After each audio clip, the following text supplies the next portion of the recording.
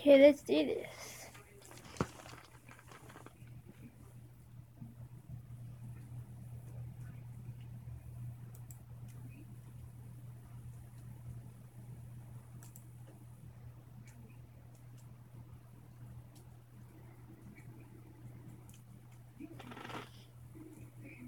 There we go. Let's so I can talk to y'all.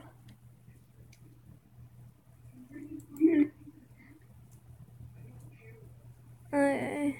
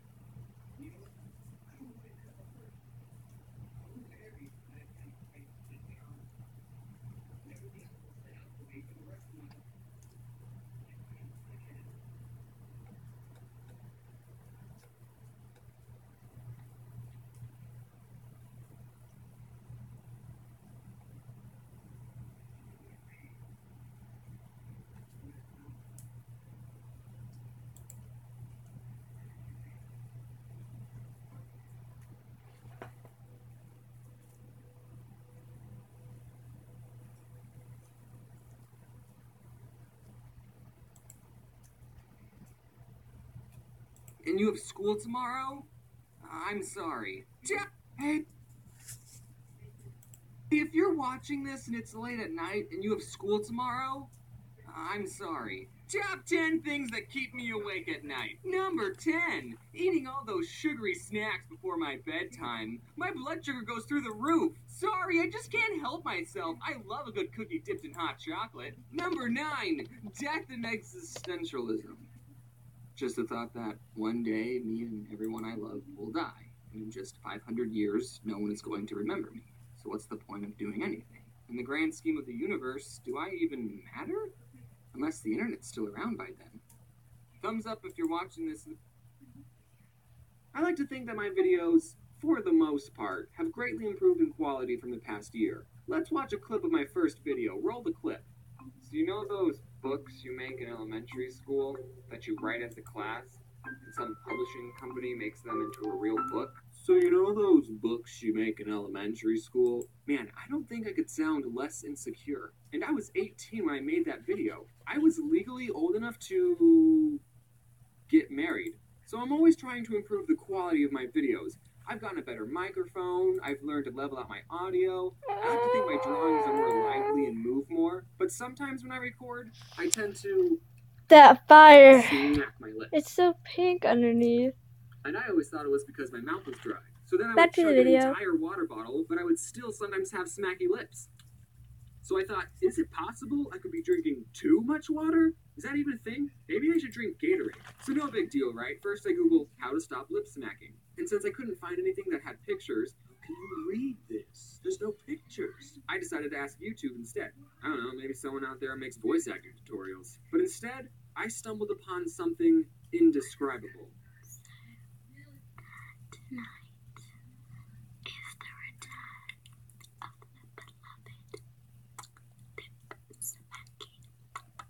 So there was this about 14-year-old girl just getting real close to the microphone and smacking her lips. And apparently there's a lot higher demand for people who smack their lips than people who don't. Jeez, I don't even know why I try to fix that problem. But you're probably thinking, James, this is just one video, right? This is just one person making a YouTube video, right? There's not like an entire community dedicated to autonomous sensory meridian response, ASMR. This is the entire Wikipedia page printed out with notes. You know, I bet at least some people watching this already know what it is. And you didn't tell me about it. What, you think I wasn't going to find out? And my college charges 5 cents to print a page. So I spent 65 cents Okay, I'm gonna have to put down my phone in a minute because my arm is starting to hurt. So what is ASMR? Basically, it's a video of someone whispering into a microphone and making certain sounds for about 20 to 60 minutes. Now you might be thinking, why? Why do they do this? The Wikipedia article says that the purpose of ASMR is to give listeners sort of a tingly sensation in the head, and some people describe it as akin to a mild electric current. The best way I can think to describe it is, You know those Bob Ross videos? Remember how you just loved to watch them even though you couldn't paint? Why did you watch them? Yeah, you watched him because you loved his soft, gentle voice and the sounds of the paintbrush on the canvas. And then when he beat his paintbrush on that little thing, you could beat me, Bobby. I think that's what ASMR is trying to create. It's basically supposed to give you the same feeling when you watch a Bob Ross video. Man, you were watching those videos a lot differently than me. Now, since I read the Wikipedia page, let me tell you some useless facts about it. The first case of ASMR was in a book written in 1925 that said, with a roughness in her voice like a grasshopper, which rasped his spine deliciously and sent running up into his brain waves of sound. Frick. In this part about evolutionary history, David Perrin states that the ASMR effect is clearly strongly related to the perception of non-threat and altruistic... Wait, what is this word? Altruistic? Altruistic. No, altruistic. The ASMR effect is clearly strongly related to the perception of non-threat and altruistic attention, and has strong similarities to physical grooming in primates, who derive enormous pleasure, borderlining on euphoria, when being groomed by a grooming partner, not to get clean, but rather to bond with each other. So that begs the question, do dogs like it? Is the return of the beloved ASMR was officially created in 2008, but it didn't get popular until a Facebook group along with a subreddit was created in 2010. Now, it wasn't always called ASMR. Instead, people used phrases like brain massage, head tingle, brain tingle, spine tingle, and my personal favorite, attention-induced head orgasm. What are you doing with those grasshoppers, ma'am? But a lot of people didn't want to use orgasm in the name, because then people would think that this ASMR stuff is pretty sexual, which it totally isn't, you guys, except in 2015 when people started making a new genre of ASMR videos called ASMR Erotica. And something else that's worth noting on the Wikipedia page, the popularity of ASMR videos featuring women does substantially exceed those created by male performers. However, there are some What popular are male you doing? ASMRists, and not all Enjoying video the creators fire are that I heterosexual. created. So It's just can I a not make ASMR fire. videos? Is that what it's saying? Oh, So really? the creator of the Yeah, Facebook group really. in Who was the one that 2010 said, coined the term oh, Dad, autonomous can we sensory light a fire? meridian. Oh, Dad, can we light a fire? Autonomous Oh, meaning Dad, can we light a fire? spontaneous. Fire, fire, fire, fire, Sensory fire. The reason I said that is because it's hot, sensation, cold outside. and Mhm. meaning Yeah. orgasm. I'm not making that up. You Now, sell it the however word you want. meridian doesn't mean orgasm at all. But in the Wikipedia article, it Not says like a fire. Alan chose the word meridian, mistakenly believing that it was a kinder way of saying orgasmic. Look, it's What? even on our blog. So you're telling me this whole time people have been using ASMR to mean climax, and that's not even what it means. Okay, some other things in the Wikipedia article I want to talk about is Oh that my God. apparently not everyone experiences ASMR. There's also a type of ASMR called binaural recording, where performers use two microphones. Okay, I'm gonna and put place the them phone where your on ears so would y'all be. can listen to So it's it, extra but creepy. the live Another stream is still gonna be going on. I'm lip smacking right now. Another popular theme is that these videos do a lot of role playing, specifically clinical role playing.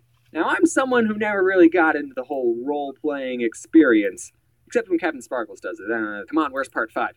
Let's read the wiki. The ASMRists provide clinical or medical services, including routine general medical examinations. The creator of these videos. So I was sitting in the doctor chair because I was about to donate blood, because I do that, and I was thinking, the next video is like 6 minutes long. That's twice as long as my other videos. I need to come up with a super short video to keep my viewers quen. So I was sitting in the recovery room eating my pretzels. You know, okay, what happened to the good food you'd get when you donated blood? I remember a year ago when I started donating, they had fruit snacks and double stuffed Oreos and apple juice. Now it's like, here's some water and some pretzels. You're a real hero, you know? Like, that was one of the main reasons I donated blood. Oh, you saved so many lives. Thank you. Yeah. Just give me my Oreos. Like, if I was roommates with Dracula and he offered to cook me a meal, like a good tasting meal for a cup of my blood, I would accept it in a heartbeat. I mean, not every day, obviously. Maybe like every Friday. So this all happened about an hour ago. Well, probably like 2 days ago when this video comes out. And if you're watching it a year from now, it happened about a year ago. So sorry if I don't sound as animated as usual. So it is entirely possible that someone watching this has my blood in them. And I think that makes us related by blood. So I got into the blood donation business because my dad has O negative blood, which is the universal donor blood. They keep O negative blood on ambulances because O negative can give to everyone. There's no blood tests needed. But I'm O positive, which is the most common blood type. So I'm not special. One time I was in a child development class, and I don't know how the topic came up, but my table started talking about blood types. And I said, "Oh, I'm O positive." And this girl across from me says, "Oh, I forget mine, but my doctor said I'm the universal donor." And I said, "Oh, that means you're O negative." And then the teacher walks by and is like, "Oh, you're talking about blood types? What are you, girl?" And she says, "O neg." She said "O neg." Like, so many people have asked her what her blood type is, and she didn't want to waste her time any more than she had to by saying a TIV. You didn't even know what your blood type was until I said it. And then I don't remember why, but she got her donor card out of her purse, and it says what blood type you have, and she says, on here it says I have O positive. So I guess O positive is the universal donor. And you know those moments where you want to argue with someone because you're so obviously right, but you just don't care enough, and you don't want to talk to the person any longer than you have to? You know those moments? So I go, "Oh, yeah, I guess you're right."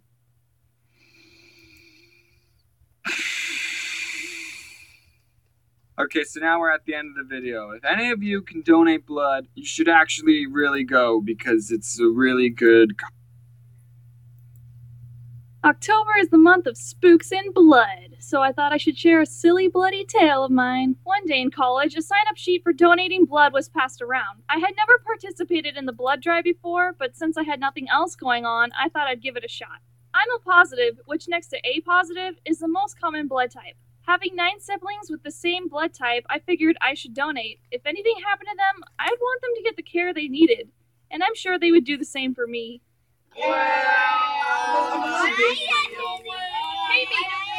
That's highly debatable. As I was saying, I found the blood drive site and it got all set up in the chair. The nurse asked which arm would be better to draw blood from.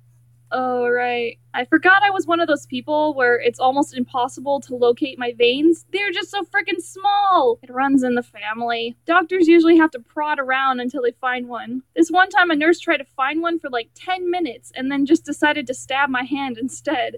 I usually have to tell them to use what's called a butterfly needle. It's a very thin needle used on kids, and it has these little flaps that make it look like a butterfly. However, you can't use one when donating blood because it would just take way too long. The nurse poked around for a little bit and finally got the needle in. He was very apologetic though, because I would get a little bruise from him poking around in my arm, but I assured him it would be fine. I was donating blood, so this would count as a battle scar. I was just happy to donate something useful. He chuckled and said, "Well, that's a good way to think of it." As I sat there waiting for the bag to fill, he decided to go on break and have a different nurse take over. The bag was about 3/4 full when all of a sudden the blood stopped flowing. The new nurse came over and attempted to start it again. She was very quick to pull the needle out of my arm. It was already a hassle to get it in there in the first place, so I wasn't looking forward to a second time. You know what you're doing, right? Look, honey, I'm the nurse. Let me do my job. Are you sure about that? She stuck the needle back on my arm and started moving it side to side trying to find a vein. The deeper she shoved the needle in, the more my arm hurt. She knows what she's doing, huh? I was studying nursing in college, so blood and needles don't really bother me. However, the feeling and sight of her jabbing a needle in my arm was becoming unbearable to watch. That kinda hurts. I was trying to keep my composure until I started getting dizzy. My face went pale and I started to pass out. The other people working noticed and ran over. They laid me down and started asking me questions to make sure I wouldn't pass out. After the second question, I was unable to muster enough strength to even speak. I was so tired, I was just ready to die. Like those times where you get a sharp pain in your abdomen and think, this is it. And then a few minutes go by and you're like, oh. I was ready for the sweet release of death when one of the nurses shoved a bendy straw in my mouth. They force-fed me apple juice, and after a few minutes, I was able to come back. When the original doctor saw what happened, he freaked out. Because I didn't completely fill the bag, they didn't even know if they could use it. All I got out of it was a bag of Cheez-Its and a huge bruise covering most of my arm. I hope you guys like this silly, sad tale. But anyway, donating blood is important. You should expect a certain level of stability in your educators. I think we're all entitled to that. There are bad teachers out there, but there is a huge difference between bad and seriously dangerous. Many of you may remember I mentioned my mentally unstable, vindictive theater teacher in a previous video, and I may or may not devote an entire video to her later on. But she was nothing compared to who this video is actually about. So for this story, I think we'll call him E, although I guess I could use his real name, considering he's, dead. He might come back to haunt me. We'll stick with E. E was my communications teacher in college. His class was required for my business minors, so there was no getting out of it. So I arrived first day to this class, and immediately, I set one foot in the door, and something about this guy just doesn't sit right with me. Just his general demeanor and mannerisms and the way he talked, it set off so many red flags.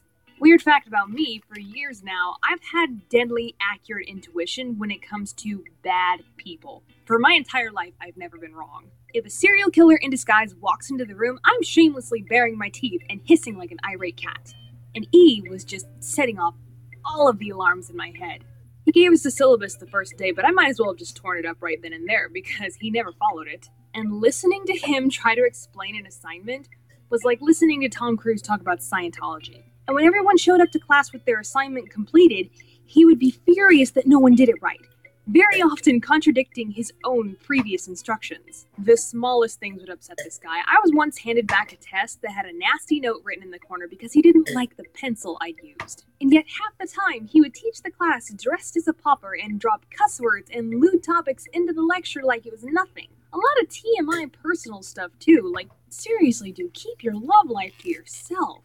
And part of the problem with him being a bad communicator, despite being a communications teacher, he refused to stay after class to help anyone or answer any questions or clarify his nonsense, and then later would throw a fit about nobody asking for his help. This guy that I went to the head of the department and complained. Turns out, so did most of the class. And when the head of the department approached him about it, he took it out on us the next class, saying we should have come to him with our grievances.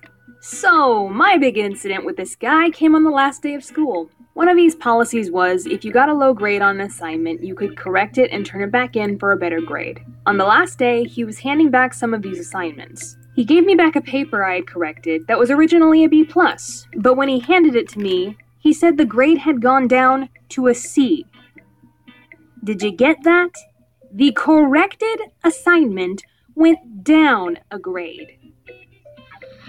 Yeah, I was kind of pissed. To the point that I asked this jerkwad to meet me in the hallway so we could discuss it. I explained to him what I would think would be basic human logic for any functioning adult. That a paper that was more correct than the previous version should have a higher grade. Well, he started throwing out every excuse in the book, and I just kept debunking this idiocy over and over again with the same argument. Until finally, after 15 minutes of talking and running around the issue, I had him backed into a corner. He started getting physically angry, making threatening gestures at me. I think the only reason he didn't touch me was because my friend Mary was sitting at a table in that hallway, watching and listening to everything.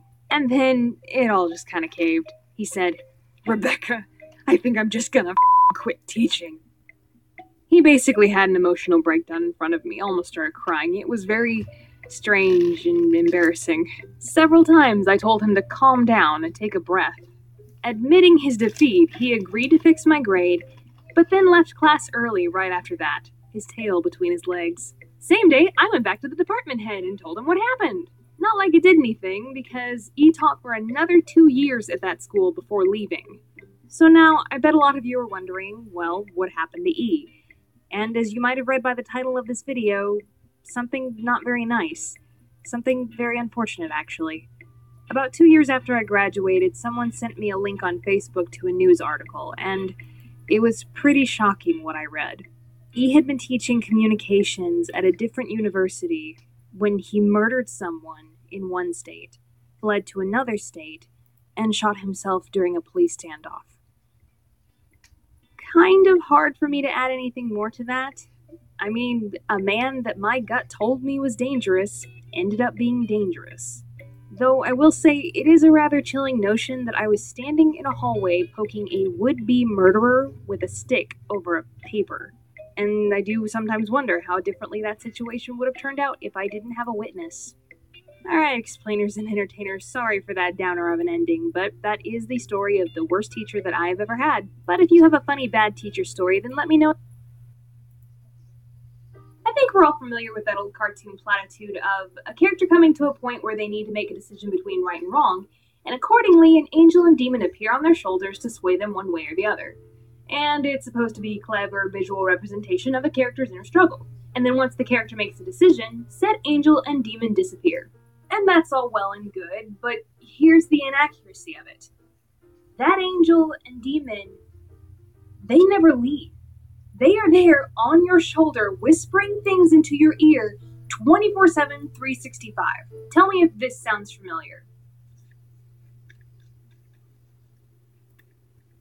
You'll never do anything special with your life. People far younger than you have accomplished so much more. You're losing the race. She is way more talented than you. You will never be as good as her. Wow, you are so ugly and fat. No one will ever want you. You're not strong enough to deal with what you're going through. You'll never feel happy or normal again. Sounds like the awful things you tell yourself, doesn't it? What that demon basically is the symbolic embodiment of your pessimism, your fear, your anger, your ego, your hate. And it's not just telling you to do bad, selfish things like stealing or lying or cheating. It is telling you to do those things, but it's not just that. It's that voice in your head telling you stuff like, well, you have nothing to offer the world. You are a waste of space. The world is falling apart at the seams. You can't have any faith in people or in good. No one actually likes you.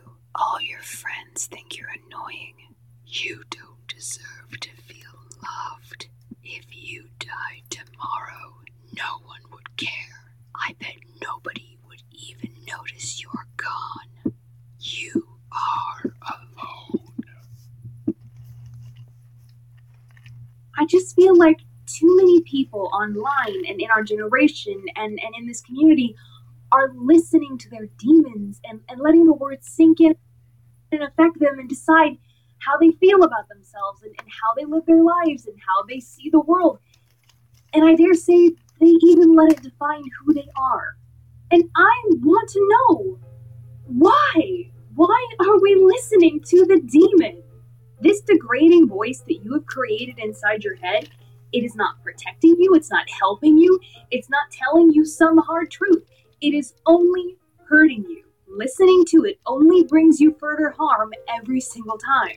You'd think there'd be some operant conditioning going on here. Listen to the pessimistic voice, get an electric shock. If that happened enough, you'd stop doing it. And yet we continue to listen to the demon. So let's talk about your other option. The other shoulder. The angel. Otherwise known as your optimistic voice. The symbolic embodiment of your joy, your confidence, your hope, your love. Optimism gets a bad rap these days because everybody associates it with ignorance, and I don't think that's fair. Positivity is not walking around thinking the world is fine and dandy the way it is. That it's all ice cream and puppies and Pokemon Go. If that were the case, you would have no need for optimism. Optimism is knowing the hardship in front of you, knowing the truth of the circumstance, and also knowing that there is a way through it. There is an answer to your problem, and it might be incredibly difficult to find or take a long time, but you can. This is the voice telling you that you are awesome, you are beautiful, you have so much to offer this world. And yeah, things are not always wonderful, and you may not be the person you want to be right now, but you are strong enough to handle it.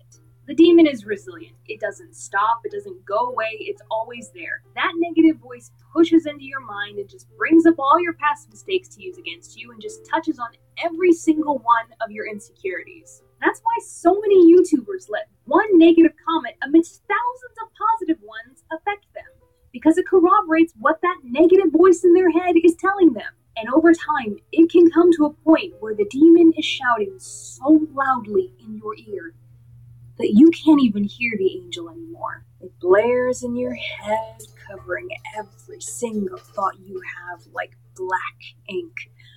And it can be suffocating. How do you make it stop?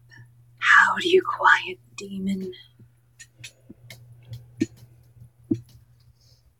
For me, it was realizing that this voice is a lie. Everything it tells. My love life.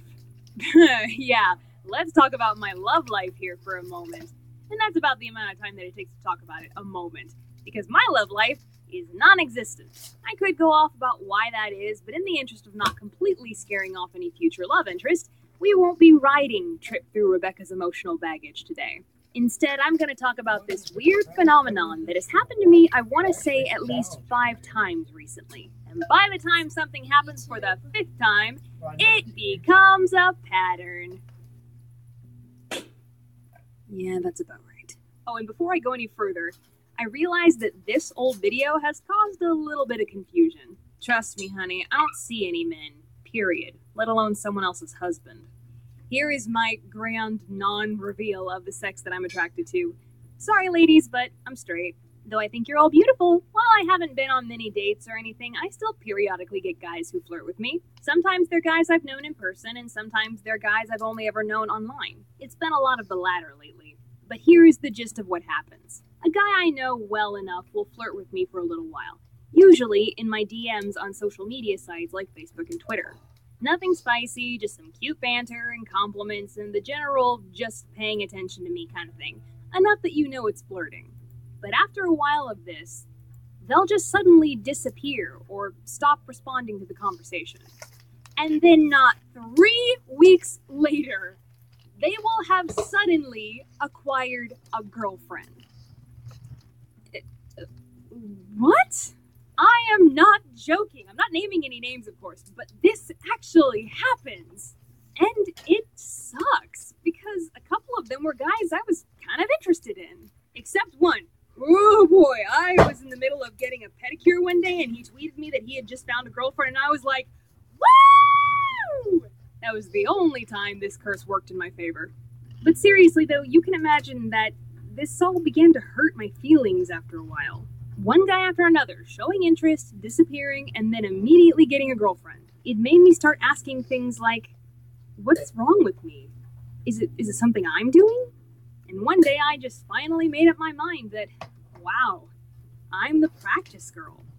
I've become the crash test dummy you practice your moves on, build up your confidence, and then go after the big fish. The day I figured this out, it was both amusing and disheartening, and I thought, well, I'll make a joke out of it. So the summer of 2016, I tweeted, I've noticed a pattern.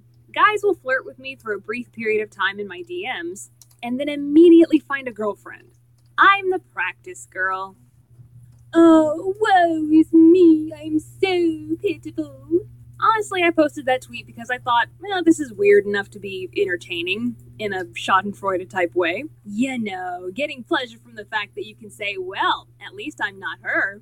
But yeah, a little part of me did post that tweet just to, complain. Just a smidge. I posted the tweet, and immediately so many of you said such nice things to lift my spirits, and I really appreciated it. But then, one of you turned the entire mood of that tweet. @J_BiggityBar said this. So what you're saying is, if I just keep saying nice things to you, I might find a girlfriend. And then suddenly, all was made clear. I'm not the practice girl. I'm the girlfriend fairy. One for you, and one for you, and one for you. You get a girlfriend, and you get a girlfriend. I've lost my mind, in case you haven't noticed. No, but in all seriousness, that one humorous statement really made me feel better, and even inspired me artistically, as you can see. I don't know why that weird pattern with me and guys keeps happening, but this whole thing has really been a reminder that if you look at your problems from a funny angle, they don't look so much like problems anymore. And when you come to that place where you can just laugh at the things that get you down, they become easier to handle. It takes away a little bit of the power your problems have over you. Alright, explainers and entertainers, that's all I got. But hey, You know those weird people that are like super into Disney parks and they buy an annual pass every year and they have all of the theme park collectibles and... Yeah, that's me.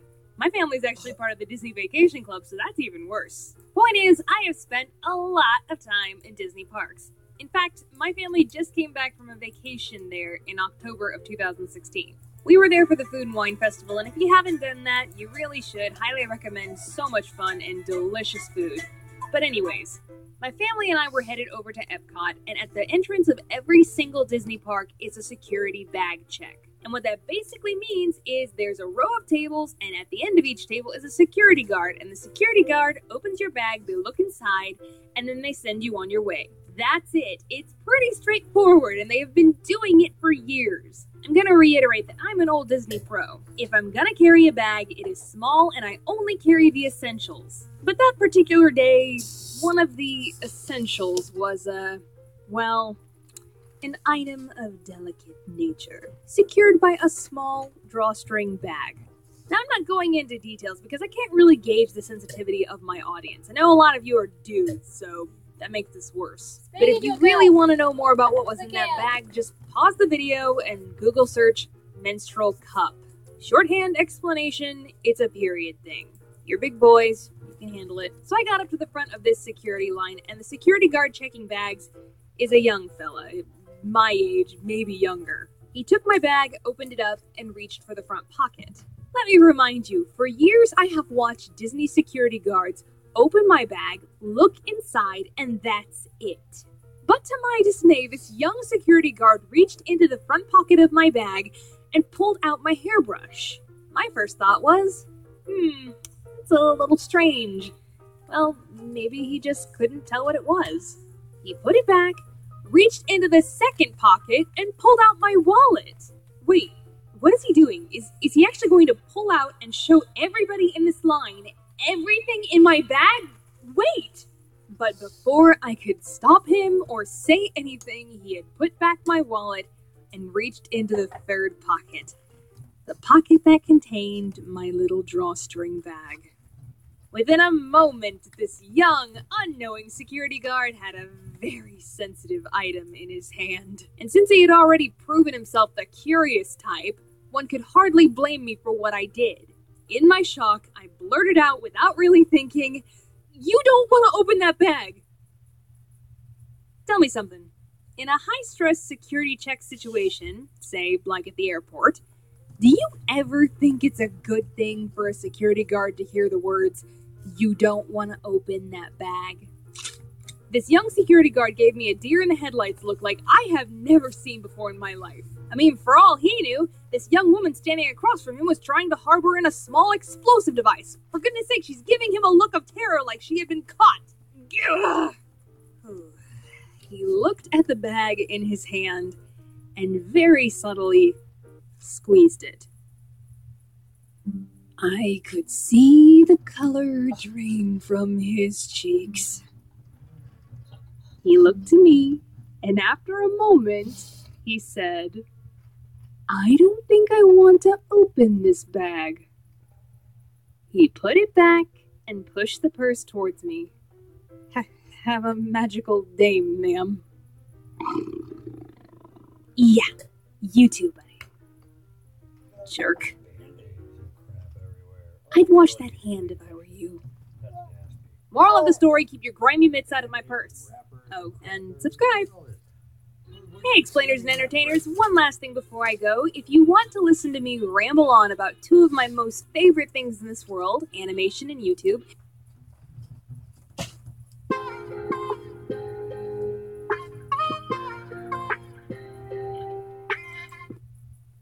so if you've been to Disney World or Disneyland like 2 times, you're familiar with Disney Street Performers, or Streetmosphere, as I understand it's now being called.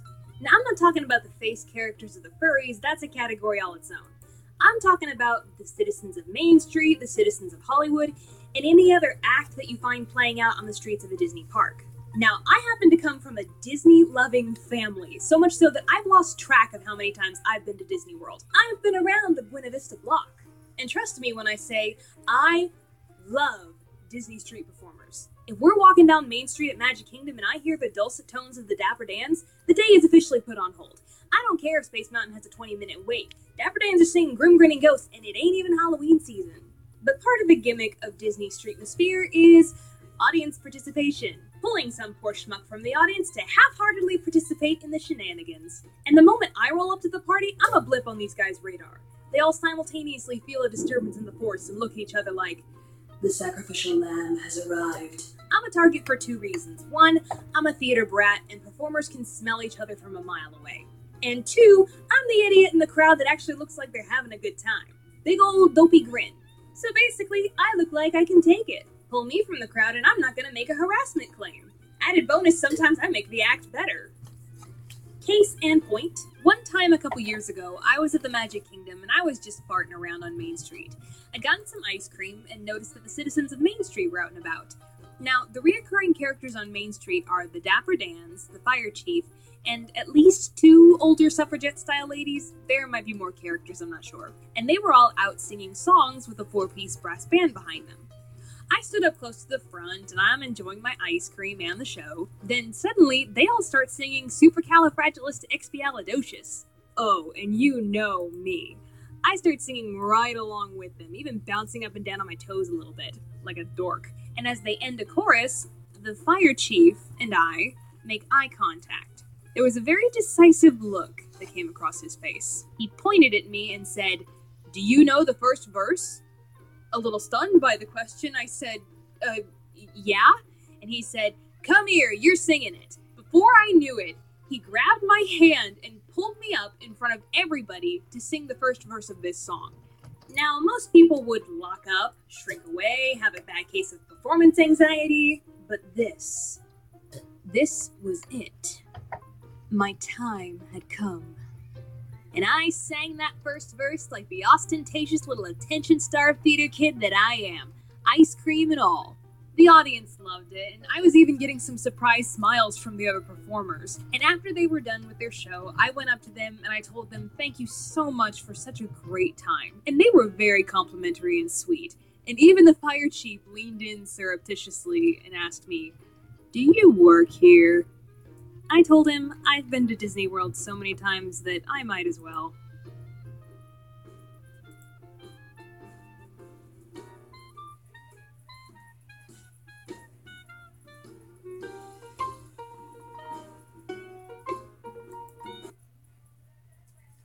So everyone has that one particularly hilarious wrong number story, and it's usually in the form of a text message. Apparently, some people consider it a good idea to text embarrassing information to a new number they just got from someone.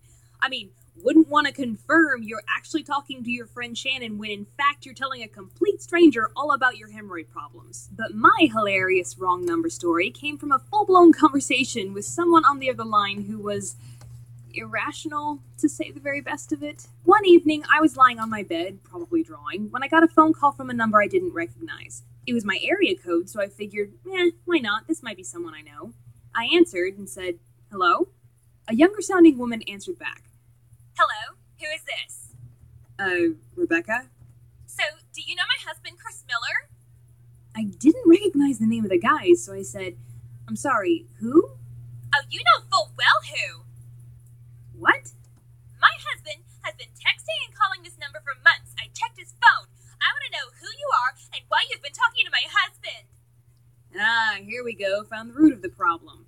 And I said what every single one of us says in this circumstance. "I'm sorry, you have the wrong number." "Oh no, I do not have the wrong number. I'm not buying that.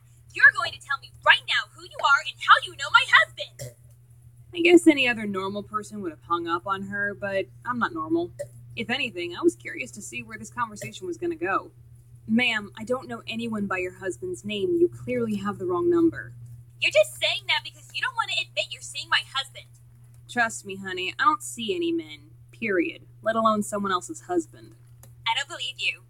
You don't, huh? "No." Could tell I'm a floozy over the phone, could you? "Yes." I'm hanging up now. "No, you're not." Maybe you should check the number you dialed again. It could be an honest mistake, you know. "The only one who needs to be honest is you." "Hello?" Still here. "Make this easy and just tell me how long you've been his mistress."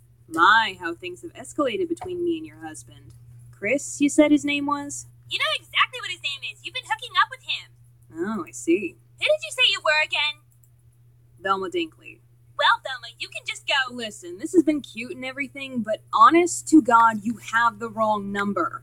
I don't know your husband. I've never called him before. I'm trying to politely tell you that you've made a mistake. A very common one, in fact. Happens to the best of us. So why don't you hang up, check the number, and... The only number I need to check is how many times I'm gonna kick your... Good luck, Chris. You're screwed no matter what you say.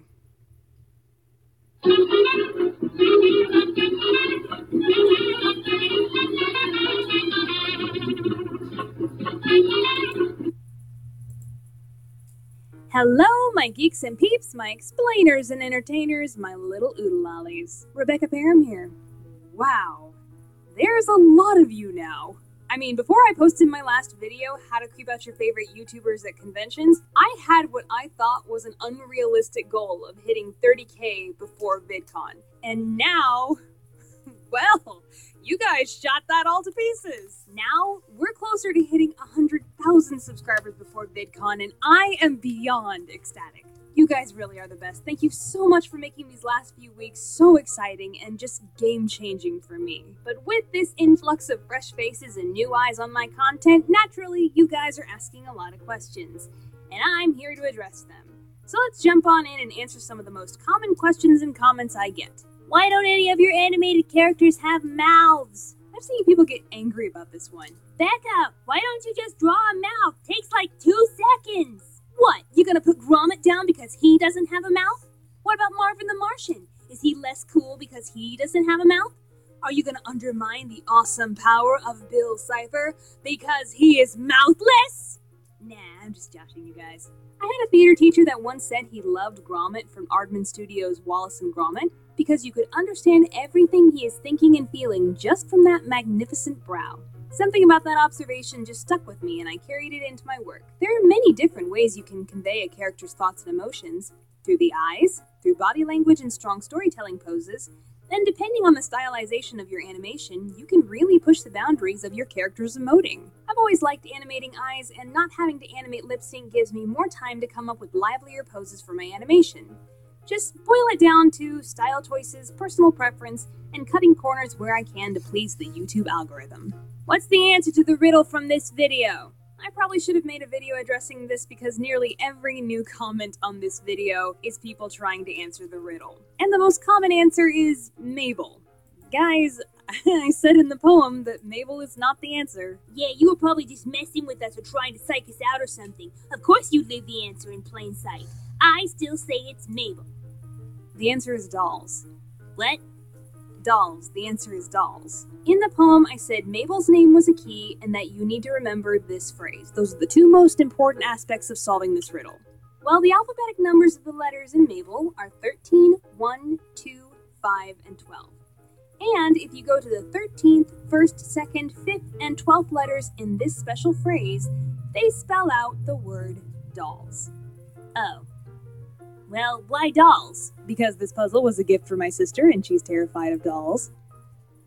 Originally, someone got the answer within about an hour of me posting the video, and true to my word, I pinned it to the top of the comment section.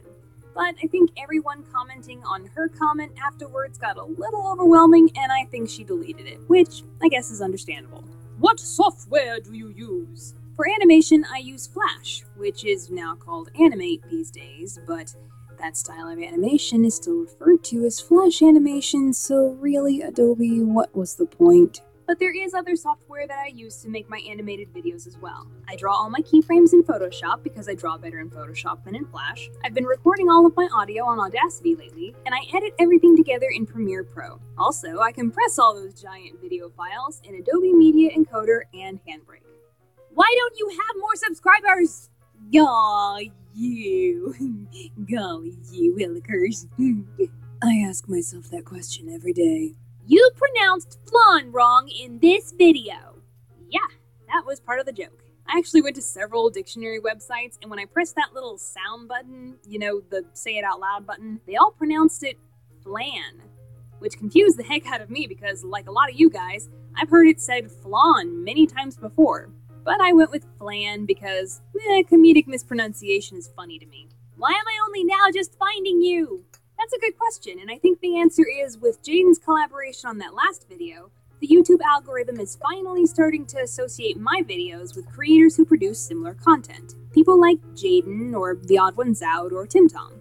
I've been creating content for years with a very slow climb in subscribers, but thanks to bigger YouTubers who believe in me, more of you are able to see my stuff, and that's pretty awesome. Was Kid President really that awful? Okay, yeah, that one's on me. For those who don't know, in my 2015 VidCon recap, I recreated a moment that happened at the exhibitor party when I was playing video games with a friend of mine. Kid President came up behind me and started smack-talking my bad gaming skills. Now, one of the principles of animation is exaggeration, and that means pushing poses and facial expressions and emotions past realism to create more entertainment value, visual appeal, and contrast. Trying to escape that dreaded uncanny valley. But in my attempts to be an effective animator and exaggerate the emotions for entertainment's sake, I think I portrayed Kid President in an unfavorable light. Truthfully, in that situation, him smack-talking me and joshing me for my bad gaming skills was really more lighthearted. All in good fun, you know? He's still a good kid, so don't let my bad storytelling ruin your opinion of him. If I could go back and animate that scene again, I would change his expression from this to this. See the difference? What's up with your friend Ami from the 2016 VidCon recap? I've been asking that question too, and I think it's just really good moisturizer. Tomska agrees. Jaden only said in your How to Creep Out Your Favorite YouTubers video. I know, and she sent me like 20 seconds of her just going over and over again. I'll tell you what, it was hard to choose which was the best take because that girl knows how to be startled. She also did this. Hey, Rebecca. Love you. Bye. Can't wait to see you at VidCon. Aw, Jaden, you squishy little butter biscuit. I squeeze you. Tomska sent over some pretty interesting audio, too. Hey, Rebecca, I hope these lines are okay. I've got a cold. I hope that doesn't come out in the recording. Why am I on the bottom? Bottom. Alright, explainers and entertainers, I think that's all I can answer for right now. But if you guys want to see how to creep out your favorite YouTubers at conventions. Number 1, know everything about them and let them know you know everything about them. And your favorite Backstreet Boys song is Larger Than Life, and you drive a 2012 blue Toyota Camry, and you live on 1234 Internet Drive, and your blood type is B negative. Oh, and speaking of that, your DNA ancestry is mostly Eastern European. And number 2, run to them at full speed.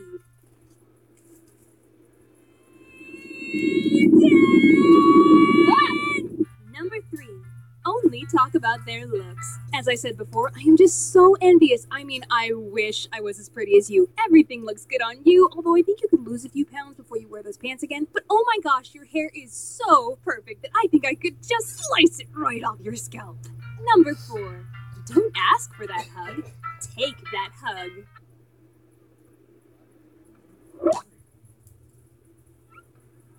Number 5, sob uncontrollably. And I just can't believe I'm here in front of you, and you're here in front of me, and you're not a body pillow, and I just love you so much. Number 6, make a pass at them. Hey, you know what would make the best selfie? Is if you kissed me, you sexy little Irish cinnamon bun. Ha! I'm kidding. Unless you're into it. Number 7, give them inappropriate gifts. So I just got you this card. Aw, thanks. I really appreciate it. Oh my god! Huh? Yeah, that's what guys like. And finally, number 8, show them your ship art. I call it Putska. Wait, why am I on the bottom? Hey guys, Rebecca Parham here. I hope you like that. And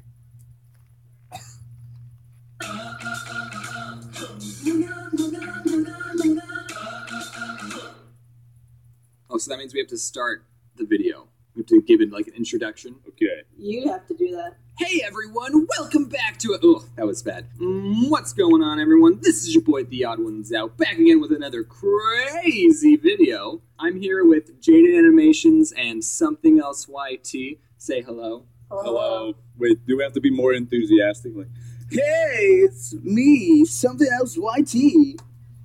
Don't be fake. I guess let's just get right into the game. We have to probably explain the rules. That would be Yeah, you explain. smart. James, you thought of this idea. So. Well, way to throw me under the bus. You'll probably get it as we go along, but basically, we all chose words, just a 3-letter word, and then we made an acronym for that word. So an example would be bus would be big ugly snail, and then we would draw a big ugly snail, and then the other people would have to try and guess bus. And we'll give them clues, we'll push them in the right direction. It's going to be a kind of a guessing game. Yeah. Yeah. Yeah. Oh, yeah. Me and Jaden are basically competing right now. Prepare to lose, Adam. So this is a 3-letter word. People watch my videos for my artistic ability. That's for sure. I'm like trying to concentrate because I want to beat Jaden. Let's hope this is good. Let's hope you guys can get this. I'm such an artist. He's Narwhal. Falling. Fan? Is it fan? Fam? Like yes fam or yas fam? Fan as in like air conditioner fan. What would those 3 words be? F-A-N. Falling under... Under narwhals. Oh, Did I get it? I heard No, falling. I heard said falling. it first. Oh. You said fan. It was falling under narwhals. Shoot, I said fan, but I meant falling under... Okay, I keep that one too, Adam. Oh, now I have to draw Jaden. Oh, shoot, I have to draw Jaden in front of Jaden. Perfect. So that's kind of how you play the game, right? Falling under narwhals. I get it. You get it. Good. You won this round, so I hope you get it. So it's my turn, right? You ready? Yes. I've never been more ready in my entire life. We kind of have to, like, wait for the whole picture to be finished. Kinda. So, I guess, Adam, how was your day? I'm doing good, James. How was your day? It's all right. Well, that sucks. You guys want to start guessing? Treehouse box. Is it under something again? You? Yeah. Box underground? Yeah. Bug! Wait. Bug! But Yeah, it's a bug. Box underground. that was so fast. Yeah. Get wrecked. Is this my turn now?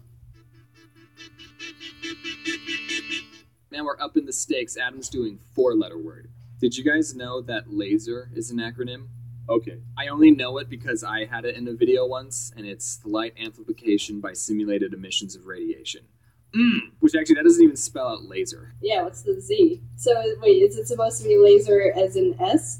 Wait, is there 2 ways of spelling laser? You're asking the wrong person on how to spell. Oh yeah, you're right. Cut to like all your misspellings in your videos. I've done this new tactic where I purposely misspell things like really wrong. So when I actually do misspell something, people will be like, oh, that's just his thing. He misspells things. So you cheat. So like when you actually do a real typo, it's like, oh, I totally meant to do that. Yeah, exactly. My teacher's part 2 video, there was a chalkboard that said how to escape a restaurant. And I used the wrong 2 on purpose, but restaurant was misspelled. So like I totally meant to misspell restaurant. You're right. I believe you. Is it dirty orange?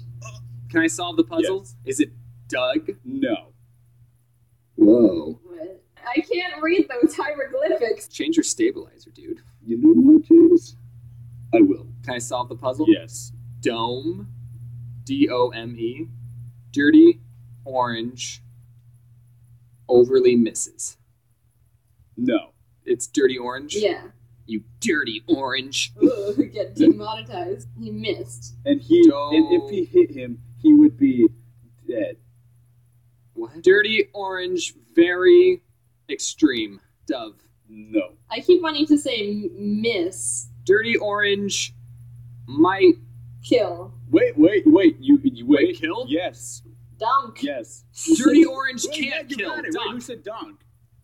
What? I didn't say. I said Donk. donk. Yeah, wait. What kind of word is donk? Oh. Is it dirty orange never kills? Or What is another word? no.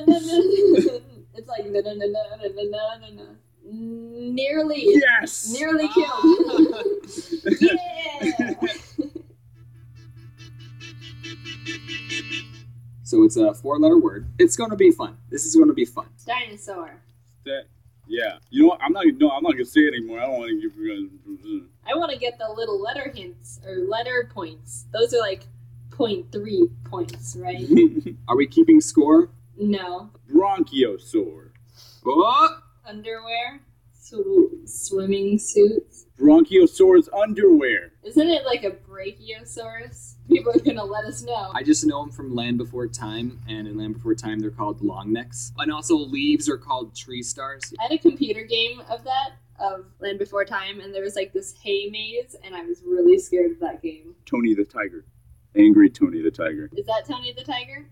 Is it? I don't know. Tiger, it's just a tiger. Angry tiger. Yeah, that's actually good. An angry tiger. Okay, so Bronchiosaur's underwear angry tiger. I'm going to do something, and you might be a little confused on what I'm about to do. Okay. In my mind, it makes sense. Justin Bieber's... Is it an emo tiger? Emo tiger. Whoa. Marca tiger. I was wrong. Maybe I should start giving you clues now. I think he's like it's not a phase mom tiger. You give it like a little Hitler stash. That's makeup. That's makeup. Oh, okay. Jeez. Actually, you're right. It is kind of... No, it's makeup. We're all agreeing that this is a tiger. Yeah. So angry emo tiger with Bronchiosaur underwear. This is a big clue. Tumblr. Tumblr tiger. A feminist tiger. Let's throw out some clues. That's still the wrong layer. What was this dinosaur called again? A Bronchiosaur. I think it was brachiosaurus. A long neck.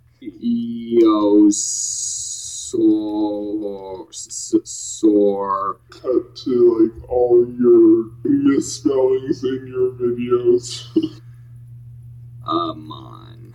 Okay, so that's the first one. Now I'm just coloring it. Now I'm just like adding some little details. B-A-E. Is it bean? Bean. This is so fun. I like this. What is he wearing? Panties. Is it what? But. Okay, but yeah, but what's the sentence? What's the sentence? Bronchiosaur underwear. Tony the Tiger. Tumblr tiger. Tumblr tiger. No. Tumblr shaming. Underwear. Ticks off. Triggers tiger. Triggers tiger. Yes. Wait, what was it? Triggers tigers. My favorite word. Yeah. So it's butt. I kind of want to finish this drawing now. James. No, I'm not done yet. Okay. Okay. So mine is 4 letters now. Wait, I can't see your thing. Look with your eyes. Well, you're right. What was I thinking? I was like, should I draw a stick figure? Yeah, I'll try a little bit. I think me and Adam are closely looking at the drawing, just, thinking of things, and we're not talking, we're just being silent. So, James. What, Adam? Parents. Am I right? A fish. An eel. Yeah. Mom eel. Meat. Mom eel, meat. What? You got the word, but you didn't get Mom eating meat eel. My eels. Mom eating my eels. Mom eating my eel. No. Mom eating Marco's eel. Look at those eels. Mom eating many eels? Mom eating more eels. Mom eating many eels. I had it. I had that. I blame myself for saying it out loud. 1, 2, 3, 4, 5. This is like advanced territory. We had a hard time with butt, girl, dress, lady, teacher. Wait, you got one of the words.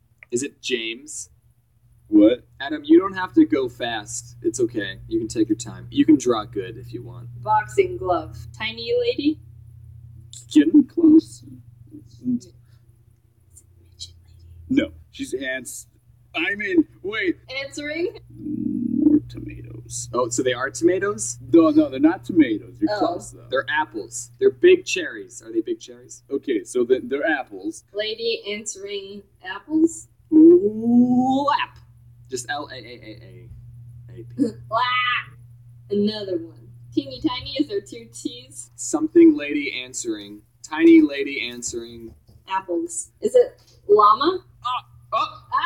Little lady answering many apples. You just pick up an apple, you go hello, and then someone on the other line goes, is banana there?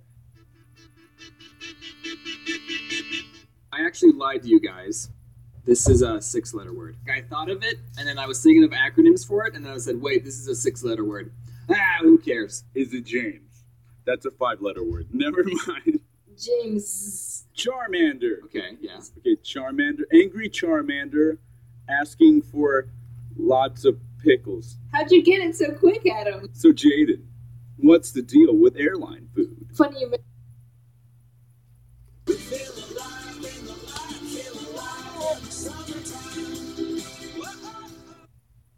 Science fair. I was talking to a friend saying, oh, I know, I can do a video about the science fair and, talk about how much it sucks. And she said, oh, at my school, we didn't do the science fair. What? That got me wondering, did other people not do the science fair? So I did my own science experiment on Twitter. I ran a poll and asked you guys if you even did the science fair and whether or not you enjoyed doing it. And 58% of you said you didn't have to do the science fair. Like, that was way more than I expected. That's the majority. I've renamed this group of people the lucky ones. And when I asked if you enjoyed doing it, 21% of you said you did enjoy it, and 21% of you said you didn't. I know Twitter polls aren't the most accurate sources of data, but I think it's safe to say that this is a pretty split issue. Now, I'm in the 21% of people who didn't enjoy the science fair. And don't get me wrong, I love science. Well, okay, that might not be true. I really hated biology and chemistry. That was just a mess. But physics was okay. Maybe I don't like science. I just like space and watching these. Bill and Neil, they're my buddies. Except Neil did hurt my feelings one time. We'll get back to that later. Alright, so let me briefly go over what the science fair is for you lucky ones who didn't have to deal with that. Apparently, it's a very American thing, right guys? Mm-hmm. Oh, Yeah. totally. Mhm. Absolutely. Yeah. Mm-hmm. Basically, we started doing them, I want to say around 4th grade, and we would do this every year up until the 10th grade. The whole class would spend all day researching a topic that interests them, and then we would have to come up with a question that we could run an experiment on. An example of these questions are, does the temperature of a battery affect how long it will last? What color light produces the most heat? How does the shape of a rocket's fins affect its travel? All of which are projects I did. Basically, this was supposed to teach you about the scientific method, but what it really did was teach us how to procrastinate and make up data. And on paper, you might think, oh, that sounds like fun. I wish my school did the science fair. No! Here are some flaws with the science fair. First, you got the option to work with a partner. And of course you want to work with a partner so you can split up the work and not do as much. Now, since I didn't have any friends, I would partner up with someone that no one else wanted to partner up with. But they wouldn't do any of the work. I only did the science fair with a partner once. From 5th grade on, I did my science fair projects alone. The second problem is that we had to come up with a question all on our own. And you gotta understand, we were just kids. We don't think as cognitively as scientists do, okay? Just a couple years ago, we still believed in Santa Claus. Except for me, my family didn't do Santa Claus. And now you want us to wonder if the ratio of a cylinder will affect its buoyancy? Like, come on. And also, we don't have access to any resources. You know, the science fair is a lot like an episode of Mythbusters. But what sets apart the Mythbusters from your average 4th grader is that they're really smart engineers who have access to explosives, while we can't even drive to Walmart ourselves. We have to ask our parents to take us. One year, I wanted to do an experiment on a certain type of soil, so I did research, I wrote everything all up, but then when I went to Home Depot to buy the soil, they didn't even have it! So I had to pick a new topic and start all over again. Now do you see why I think the science fair sucks? So okay, I think it would have been better in elementary school if we were assigned a question. I know the whole point of these things is about discovery, but we're all stupid, okay? I guess if you're anything like me and you chose a crappy question, you'll have a bad science fair. My very first science fair, after all day researching possible questions, me and my partner came up with a question, what time of the day is the hottest? Now, I already know the answer to this question, and in 4th grade, I'm sure I already knew the answer to this question too. It's noon. Like, I don't need to run an experiment on that. In fact, I can just go to Google and seriously just type weather and boom, there's my data right there. No need for an experiment. But the science fair isn't just finding the answer to your question. No. First, after you research the topic, you have to write a hypothesis. A hypothesis is basically you guessing what you think the result of the experiment will be, but you don't write it down as I think this will happen. No, you write it like you know what's going to happen. A formula...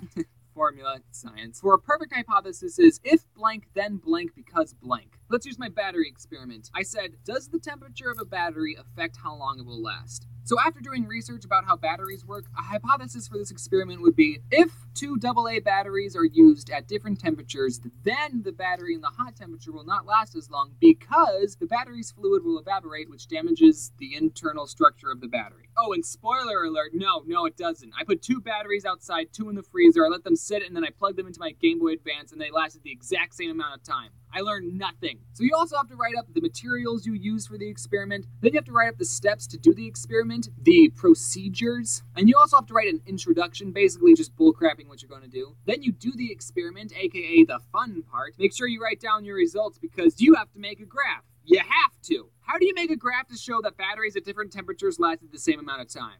They did. You think you're done, right? But no, you gotta write up the results as if your graph didn't already perfectly depict that, and a conclusion. The conclusion is like the most insulting part of the science fair. You basically go through this checklist of questions that you answer. Was your hypothesis correct?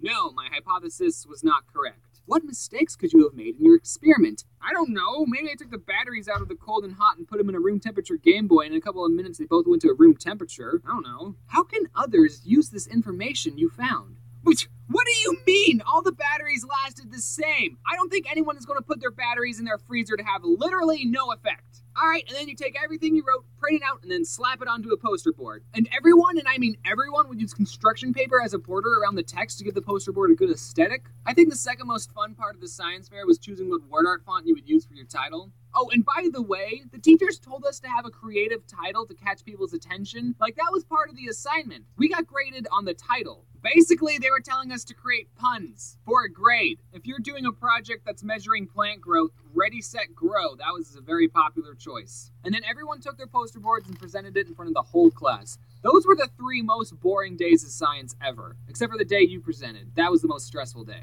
And then after all of that, everyone in the school put their poster board up in the cafeteria, and then it was fun to walk around and see how other people decorated their poster board. And you could always tell whose mom helped them. So overall, I didn't have a good time. Those 21% of people who did enjoy it, I'm glad you liked it. But me and the other 21% of people think you're huge nerds. And when I asked that Twitter question, I had some people messaging me saying, yeah, I got 3rd place and all I had was a cup of dirt, ha ha ha ha. And that made me wonder, wait, it was a competition? So I think the key to a good science fair is to come up with a good question and also do a topic that you actually enjoy. One science fair, I did an experiment on rockets, and I had a blast. That would have been a good title. But for another year, I did What Color Light is the Hottest? I just shined a lamp at a thermometer and switched out the bulbs. I know I'll let Neil say what he thinks about that whole project. Okay, red light is warmer than blue light.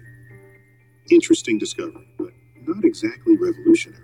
Thanks, Neil. Yeah, just completely discredit all my research. I'm fine. So, moral of the story, if you need an idea for a science fair project, do it on rockets. You don't even need a question. Just launch model rockets. Hey guys, do you think tea is gross? Yeah. Yeah, absolutely. Mm-hmm.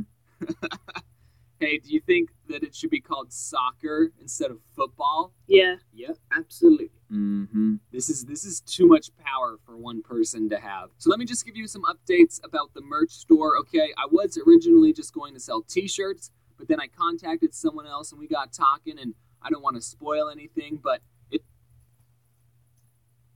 Hi, I'm Bailey. My mom's going on vacation, and so am I. I'm staying at Pets Hotel at our local PetSmart store.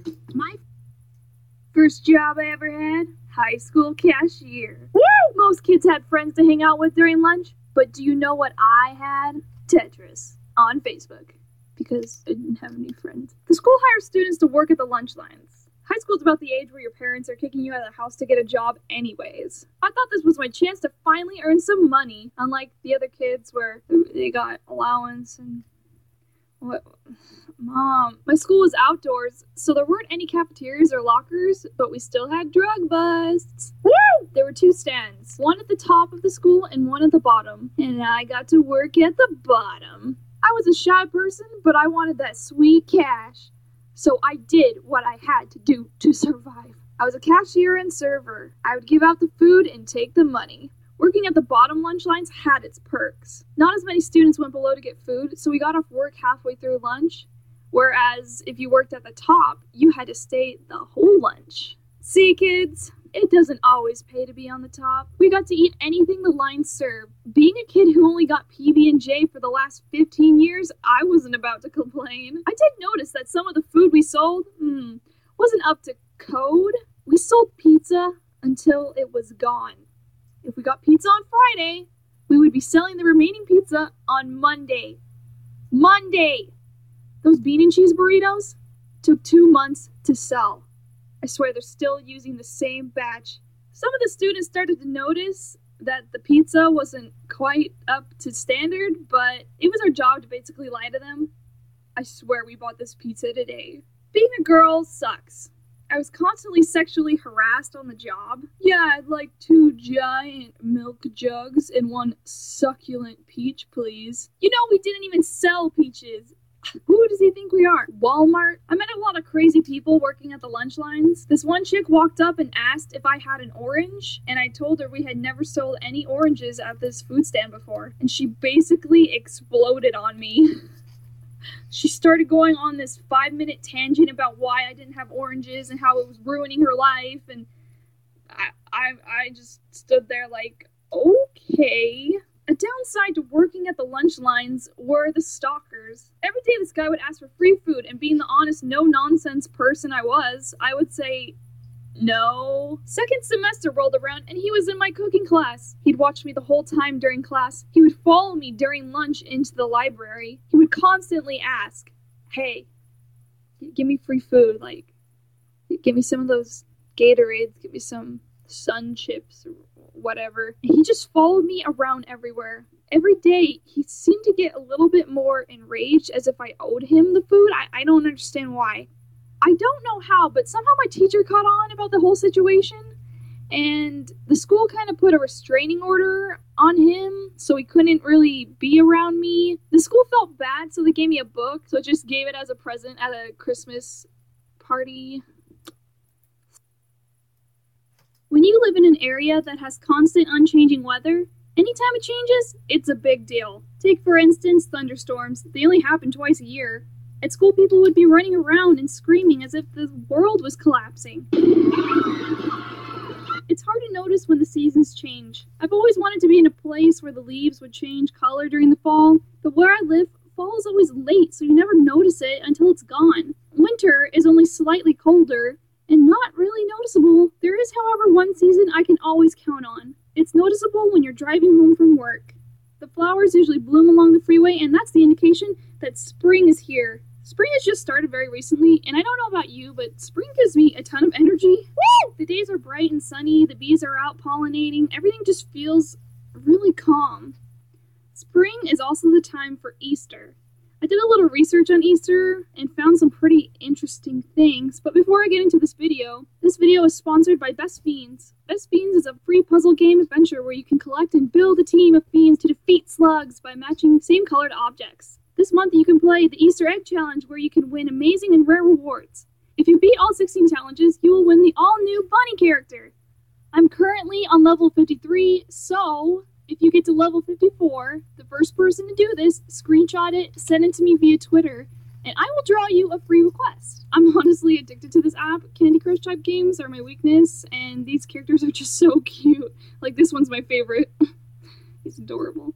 Download the game for free, and if you download now using the link below, you'll get $5 worth of gold and diamonds for free. Easter was always fun in my family growing up. We would decorate eggs and go out Easter egg hunting. My mom started this tradition one year where instead of hunting for eggs during the day, we would do it at night. She would put little glow stick rings on the eggs and hide them in the backyard. I thought that the Easter Bunny was kind of weird though. He runs around giving out chocolates to little kids. It's like an animal Santa, I guess. Why is it that most holidays center around someone sneaking into your house while you're asleep? At least the Easter Bunny doesn't collect teeth. That's just gross. I was reading some articles about Easter, and I came across an Easter tradition in Australia. Apparently, they have what's called the Easter bilby. Bilbies are native Australian marsupials that are endangered. To raise money and increase awareness of conservation efforts, bilby-shaped chocolates and related merchandise are sold within many stores throughout Australia as an alternative to Easter bunnies. Not only are you celebrating a holiday, but you are helping preserve an endangered animal. I mean, look at this thing. It's adorable. I'll take the Easter Bilby over the Easter Bunny any day. Easter always reminds me of a story that I read in an LDS magazine once. I can't find the article online, which kind of makes me sad, but every year around Easter I think about it. Brian always wanted to be part of this big Easter egg hunt. There were many eggs to find on the hunt, but there were some special eggs among the normal colored ones. These eggs were gold and contained special prizes inside. There were only 10, I believe, so finding one would be extremely rare. The hunt started and a multitude of kids ran as fast as they could. There were many different colored eggs, but everyone wanted to find the golden ones. A few minutes go by and Brian actually finds one of the golden eggs. But then he noticed something strange. There was a mom on the hunt grounds. He noticed that she had a little child with her. He watched as the mom was taking her child's hands and directing them to where the eggs were. The little boy was blind and needed help to find them. Each time she spotted an egg, she would try to get him to pick it up, but each time another kid would grab it before the kid could even touch it. Brian looked down at the golden egg and walked over to the mom. Confused, the mother watched as Ryan put down the golden egg in front of her boy and watched as the boy's eyes filled up with excitement. With tears in her eyes, the mom thanked Ryan. I think this story really embodies what Easter is about. Easter is a sign of new beginning and new hope. So I hope you guys have a good Easter this year. Regardless, You may or may not have picked up on this yet, but I'm not the most confident, brave, whoa, hey, look at me, I'm totally the best kind of person. I'm shy and nervous and self-conscious and a mess. There's a lot of bigger, important things that I worry about, but I'm just gonna talk about the stupid ones that'll probably make you think I'm just dumb. Gotta keep it upbeat and entertaining. I can't be creating swirling vortexes of existential crisis and self-doubt. Yet, judge me if you want, but, I mean, I can't help but be pointlessly freaked out about these things. I'm sure you've got your weird triggers too. Loud flushing toilets. I can't remember a single moment of my life where I haven't been scared of loud flushing toilets. It's just the fact that, especially if you're in a stall, you're locked in this tiny space with this solitary, isolated toilet bowl, and it's always a gamble. Some toilets are really nice and quiet, and they just go... It's the frickin' biggest relief of my day when I think a toilet's gonna pull some ungodly sound out of nowhere, but it turns out to be practically silent. I get overwhelmingly happy. Probably too much to be considered normal anymore. But then there's the ones you flush, and all of a sudden you've just released Satan himself and 1,000 tortured souls from the fiery pits of hell. Just...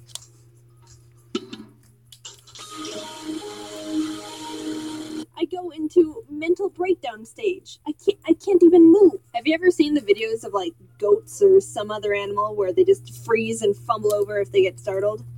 That's me. But I don't fall down. If I'm in a house where there's a bunch of extra room in the bathroom, I get as far away from it as possible, immediately. But again, if I'm in a stall, I have to end up just pressing myself against the door as much as I can and wait for it to end. Jaden, you bimbo, if you're so terrified, why don't you just leave the stall?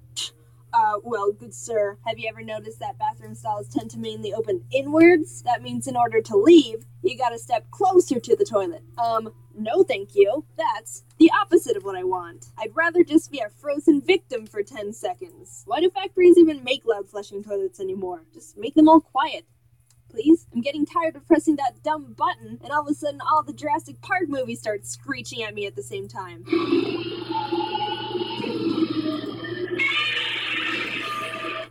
Falling into insanity. Speaking of bathrooms, you know those public hand dryer things? The ones where you have to stick your hands in and it blasts air? I can't do those. I have this image in my head where I put my hands in and then some cyborg future handcuffs lock onto my wrists and I get kidnapped by a hand dryer. Like an evil bathroom transformer waiting for its next human victim. Well, too bad, you dumb hand dryer. You can't fool me. And speaking of hands, I'm just on a roll with these transitions today. I'm self-conscious of them. No, I'm not just afraid of hands in general. That's chirophobia. I had to look that up. I have this dumb thing where my hands are always cold. Not just like, oh, your hand...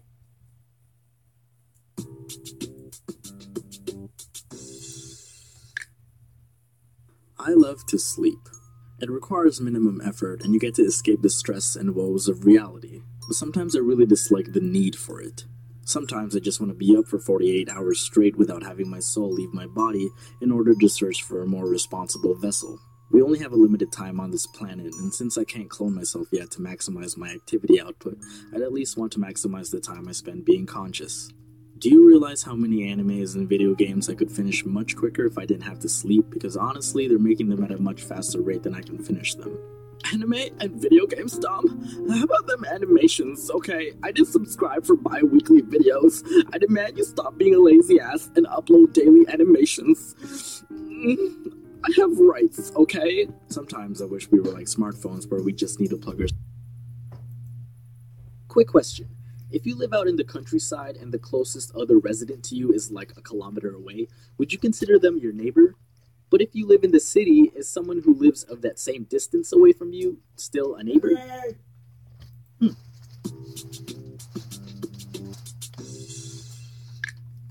I've never really had problems with neighbors amongst all of the houses my family has moved to as I was growing up. Most have been relatively nice, and while some may have been kind of sketchy and suspicious, they kept to themselves and didn't really bother us.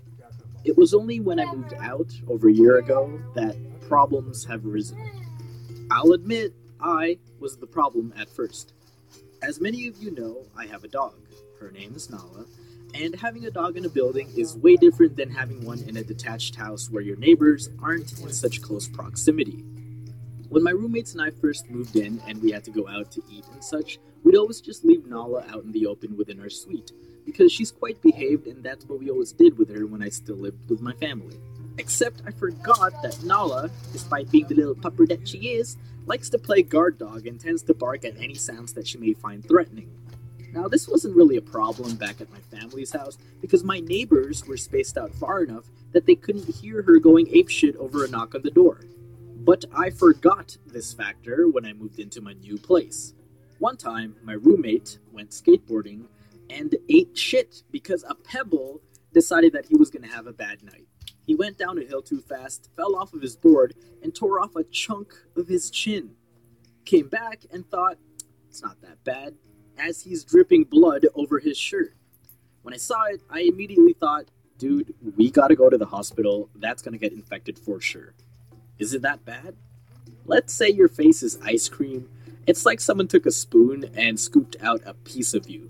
We gotta go. In the rush, we left Nala behind as usual. And this was around 1 a.m. when most people are asleep. He gets patched up at the hospital and we head back home.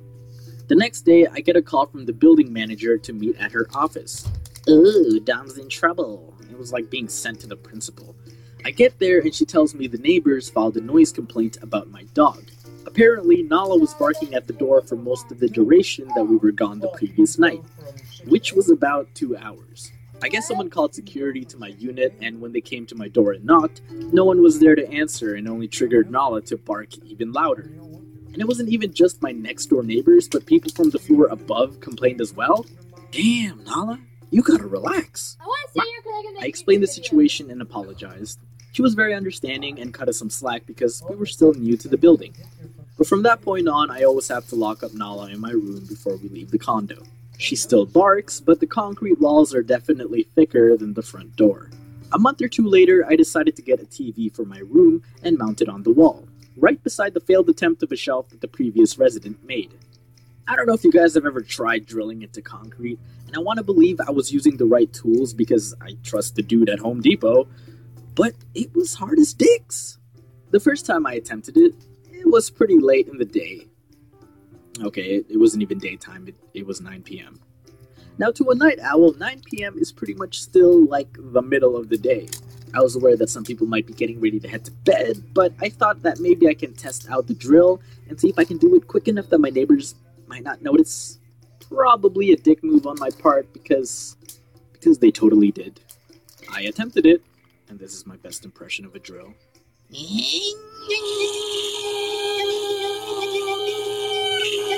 And I was like, yep, okay, that's pretty loud. Let's not continue that. So I stopped and thought, I'll just try again tomorrow. About 20 minutes later, I hear a knock at the door. It's the building security, and he told me that someone complained about the drilling. I said, I'm very sorry, sir. I understand and realize my mistake. I've already stopped. It won't happen again. And for some reason, he didn't think I got it, like I was going to attempt it again once he left, or maybe he wanted to make the best of his time for trekking it all the way to my unit. But he continued to scold me about how drills are loud and that people are asleep during this time. I'm like, I get it, I stopped a while ago, it won't happen again, I apologize. He continues for another minute and then leaves. Now I understood my mistake. It was a dick move. I disturbed my neighbor's peace, and so I wanted to make it right. The next day I went to the mall and got a gift card which was redeemable for any of the hundreds of stores inside. I came back, waited till evening, assuming that's when my neighbor would be home, and knocked on their door. No response. I didn't want to just slip it under their door because I felt like my apology wouldn't feel genuine, so I waited an hour or so and tried again. Still no answer. Eventually it was nearing their assumed 9 o'clock bedtime, so I thought, I'll just try again tomorrow. That same night, at like 4 a.m., when I finally decided to crash, I hear music. It wasn't coming from the living room or anywhere in my suite, but from the wall of my neighbor's side. O sweet hypocrisy, how unkind art thou. Now, it wasn't as ear-piercing as drilling into concrete, but I could hear the music pretty clearly, and the bass was loud enough that it was bothersome. I still eventually slept through it, but come on, I got pretty salty because this happened on multiple occasions, and it just didn't seem fair at that point to complain about my 10 seconds of drilling, but have parties at 4 in the morning? Might be a little immature because of my original intent, but I decided to keep the gift card. And to this day, it still sits on a shelf by the front door, ready to go in case I'm a bother again to my neighbors. Which did not happen anymore, because a new contender rose and took the stage. And yeah, you probably noticed the title and assumed this will be continued. And it will be, because I'm going to talk about my prostitute neighbor. In the meantime, why don't y'all indulge yourselves with some weed merch?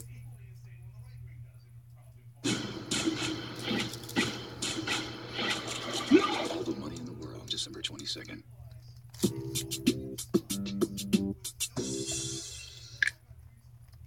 Okay, here's part 2. Every now and then, we would get unexpected knocks at our door. Are we expecting guests? No. Are we expecting a package delivery? No. And door to door didn't seem like a common thing in our building because we were in a private condo complex.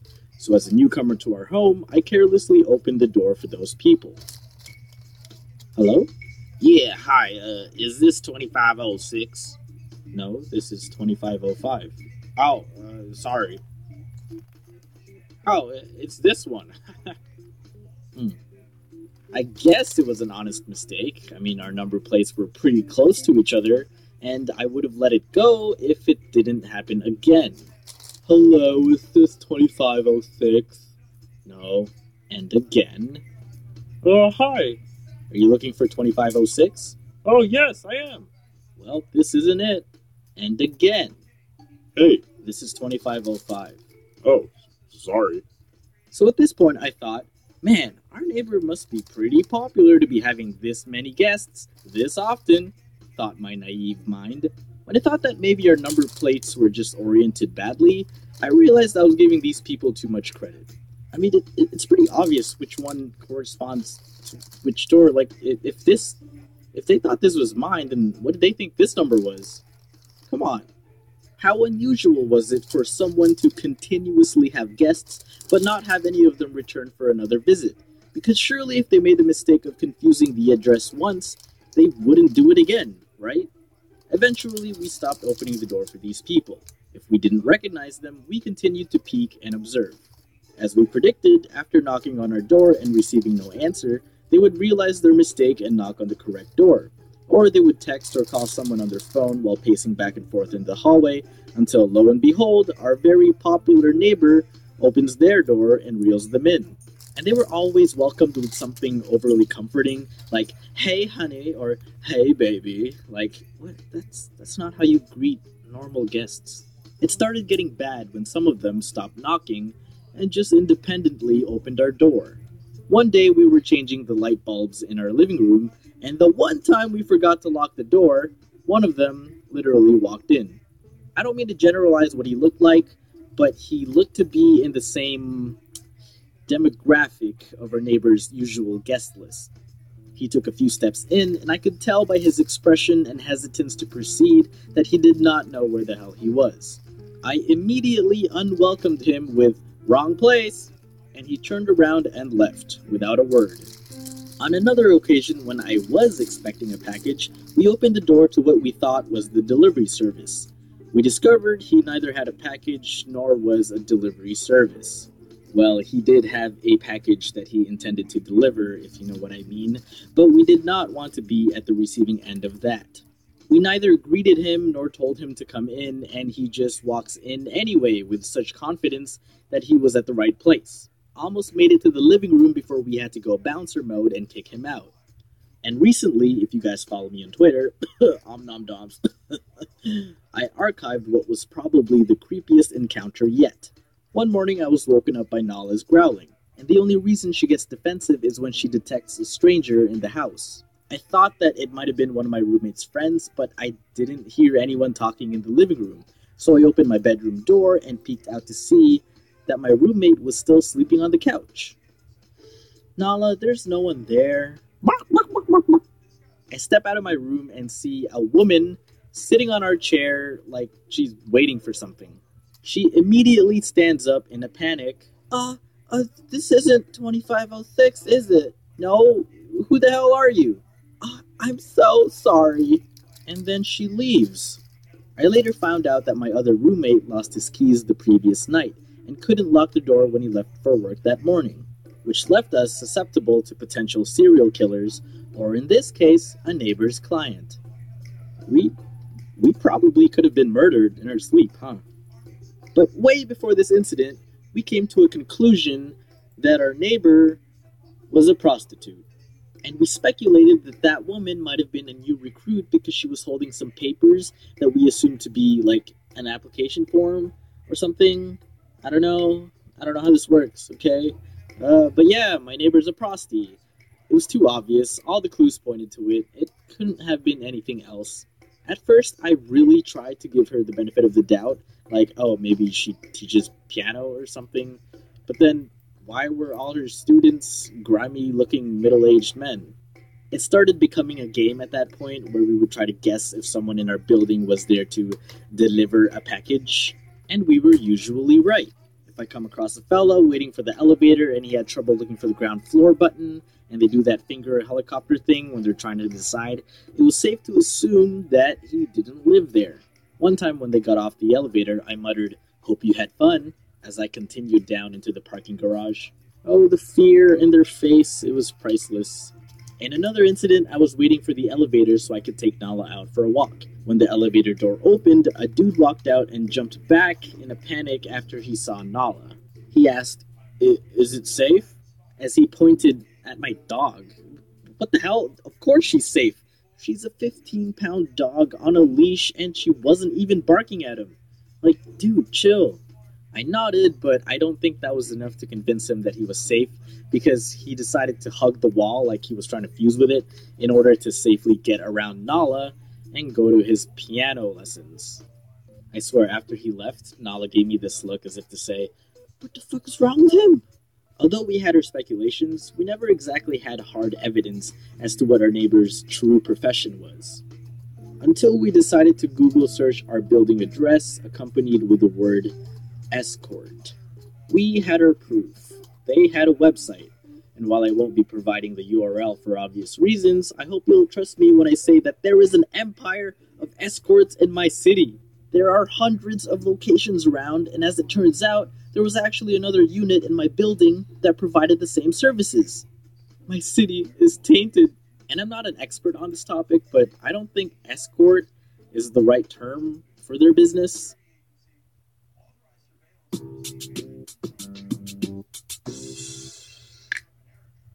Conversations are probably the most important but also delicate way we communicate with each other. What we say and how we say it affects a lot of what we intend to mean. You probably grew up with a mom or dad or any adult telling you that if you don't have anything nice to say, don't say it at all, or think before you speak. Well, essentially, that's what discretion is. Actually, if the only thing you have to say might come off as mean, be a little careful with your wording. Yes, that top makes you look thick. And there's nothing wrong with that. I love you. Don't hurt me. We're late because you're slow. But I like to live by an old saying in Sufism. Before you speak, you should let your words pass through 3 different gates. Is it true? Is it kind? And is it necessary? And this has helped me a lot with interacting with other people. As kids, we didn't really think about what we said. It was usually just word vomit where we played ignorant to what they meant or the impact they had on those who received it. Like those kids who retaliate to their parents, disciplining them, saying things like, "I hate you, Mom," and "I'm gonna run away," or some bullshit empty threats. Look here, privileged 10-year-old. I'm sorry you got your Xbox taken away because you prioritized it over your other responsibilities, but you'd probably die out there after a day without your parents, let's be honest. Like, if you're gonna run away and you meant it, you just do it without announcement. Like, if someone kidnapped you and held you for ransom and they went to the kitchen for a few minutes, you're not gonna be like, "Hey, I hate you. If you don't set me free, I'm gonna run away." If you have the opportunity, just fucking run. Okay, maybe not a good analogy. Don't run away, kids. You'll get your Xbox back. Your parents did pay for it after all. Anyway, yeah, discretion. I come by a plethora of people who don't exactly think about what they say before it leaves their ugly mouth. People often get carried away with their sense of freedom of speech and disregard the consequences of their words or actions and fail to display the empathy needed for us to understand each other. Just because you can say it doesn't mean you have to. Again, is it true, is it kind, and is it necessary? If it fails any of these, you might want to reconsider letting it pass through. But if it still manages to force its way past the gates, maybe don't be surprised if nobody likes you. You know? A couple of months ago, I went to Crunchyroll Expo. Use crunchyroll.com/domics for 14 free premium days. And I was hosting a panel on one of those days. I brought a few of my friends on stage, Lily Pichu being one of them. We held a Q&A session, and this kid comes up and says to Lily, "Your brother is better than you at League of Legends," and then walks away. On another occasion, I was walking around with my girlfriend at a convention. She was cosplaying a character. All of a sudden, a random ballsack of a dickhead comes up to her and says, "Insert another character from the same show, is better," and then continues walking. Why? Why did those two think that was a good use of his and our time? Was it nice? No. Was it true? Can't confirm. And even if it was it necessary? Hell nah. I think this new generation of adolescents think there's actual merit in being what they call savage as they bask in their 2.5 seconds of glory. It's not savage, guys. You're gonna die alone. Obviously, it's unrealistic to have our words go through all of the gates every time we speak, but over time you kind of get the hang of it. You find out which things are appropriate per scenario. Scenario? Is it scenario? Scenario? Whatever. I, for one, usually add in another gate. Is it funny? Because that's the nature of my work and my outlook in life. Some things are unnecessary, but I find them humorous. Sometimes it's funny because it's unnecessary, but you gotta be tasteful about it. Someone nearby might make a funny noise and I might laugh at it. It was neither true, kind, nor necessary, but I found it funny. That kid who asked the question, not funny. It wasn't even a question. I mean, he got a uniform reaction from the audience, but we all could have lived without having that be a part of our day. We laughed it off, though. Not a "that was funny" laugh, but more of a "yo, can..."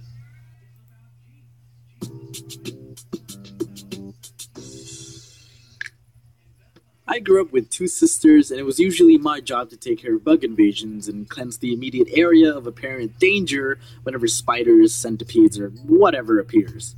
I'd be in my room and suddenly hear a scream, "Ah!" and a cry for my help. I get there and I'd be like, What is it? I'm fighting Sephiroth right now and Donald keeps dying. This better be important. Kill it! Oh my god, kill it! But it's not hurting anyone. Kill it! But it's on the ceiling. Kill it! But I don't care, just kill it! Now, I neither like nor dislike bugs. I don't have a phobia of them, but I don't welcome them with open arms when they enter the same room that I'm occupying. I actually used to be pretty brutal with bugs. One time a spider crawled up my wall and I caught it in my peripheral vision. So I grabbed the nearest book in arm's reach and launched it at the wall, obliterating the spider and whatever hopes and dreams it had. There was carnage on the wall, there was carnage on my book. I wiped it off my book, but whatever was left on the wall, I didn't clean it off and kept it there as like a message, I guess, for any future trespassing bugs who were like, "Bro, I need to get to the ceiling." Are you crazy, man? While he's around? Did you see what he did to Will? Yeah, you're right. It's probably been like 8 years since I killed Will, but his bloodstains are still on that wall. When I used to live in Virginia, my family and I lived on the first floor of this townhouse complex. One day, I noticed an ant colony found its way into my room, and I realized that they had found a piece of cookie that fell in the gap of my table and the wall. I tell my dad, and he's like, "Here's some bug spray. Good luck." And that can of bug spray was pretty much full when I got it, but by the time I was done, it was probably more than half empty. I spray those ants as much as I put cheese on my pasta, okay? If I even see a square millimeter of pasta, I don't got enough cheese. Give me the cheese, boss. If I saw an ant, that ant gotta be drowned in bug spray. So after the massacre that took place in my room, I stood on the battlefield among all the carcasses and indulged in my victory. Went to bed, and the next morning I found myself very ill due to the lingering toxins of the excessive bug spray that I used. I inhaled that shit all night. Truly ironic. Good game, ants. Good game. I played myself. 16-year-old Dom, you played yourself. But I've mellowed out a bit now with bugs, I think. I actually have this unwritten policy with them if they ever enter my line of sight. Basically, if I catch you on the premises, you get a warning. I let you proceed with whatever business led you to getting caught by the lethal human who occupies this space, but if I see you again, you're dead. I mean, it might be a bit unfair since I don't exactly communicate this agreement to them, but I'm sorry, if you're just passing by, then that's cool, but if I know you're lingering around, then you gotta die. I can't have you crawling in my mouth while I'm sleeping. Nope, can't let that happen. Sorry, I'm gonna have to end you. I don't go all Starship Troopers on them anymore. I keep it a little more civil now and give them the Charbon treatment, followed by the trash can treatment. But if it's lucky enough to be caught on the first floor by a door or window, then I'll probably set it free. I do have some exceptions for first sightings, though. If you're coming for my food, you're dead. If you're crawling on me, somewhere on my body, you're dead.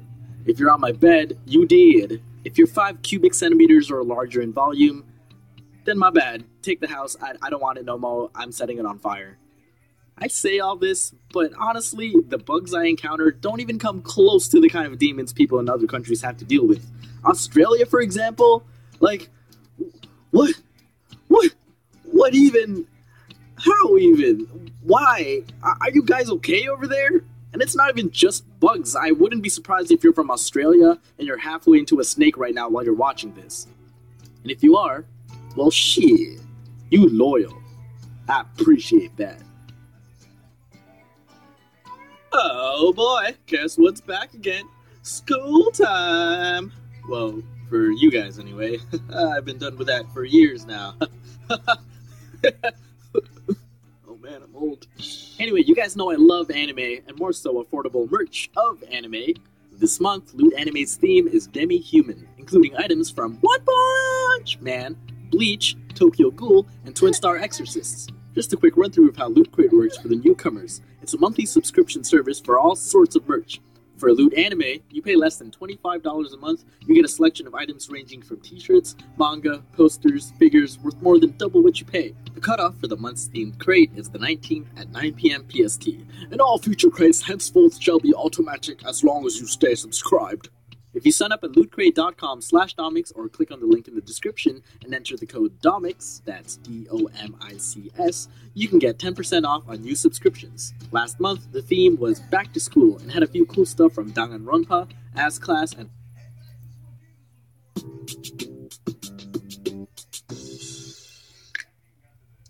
Okay, so I went to Anime North this past weekend, which is a convention I've been going to every year for the past 4 years. And at some point, I thought to myself, I'm turning 27 this year, ooh. And then I just suddenly felt old. I looked around in the vicinity and just saw an ocean of youth, and for a few minutes, I kind of felt out of place. Shh, wait, hold up. I know what you're thinking. Dumb. 27? That's not old at all. Do you know how old I am? I'm... Insert a number greater than 27. Yeah, okay, fair. That's true. You may be the age of that number, which happens to be greater than my number. But I'm pretty sure there's someone else older than you. And there's probably someone else older than them. In fact, at any given time, did you know this? There can only be one oldest person in the world, provided everyone knows the time of their birth down to the millisecond. Does that mean there can only be one person in the world who has the right to feel old? No, of course not. It's all relative.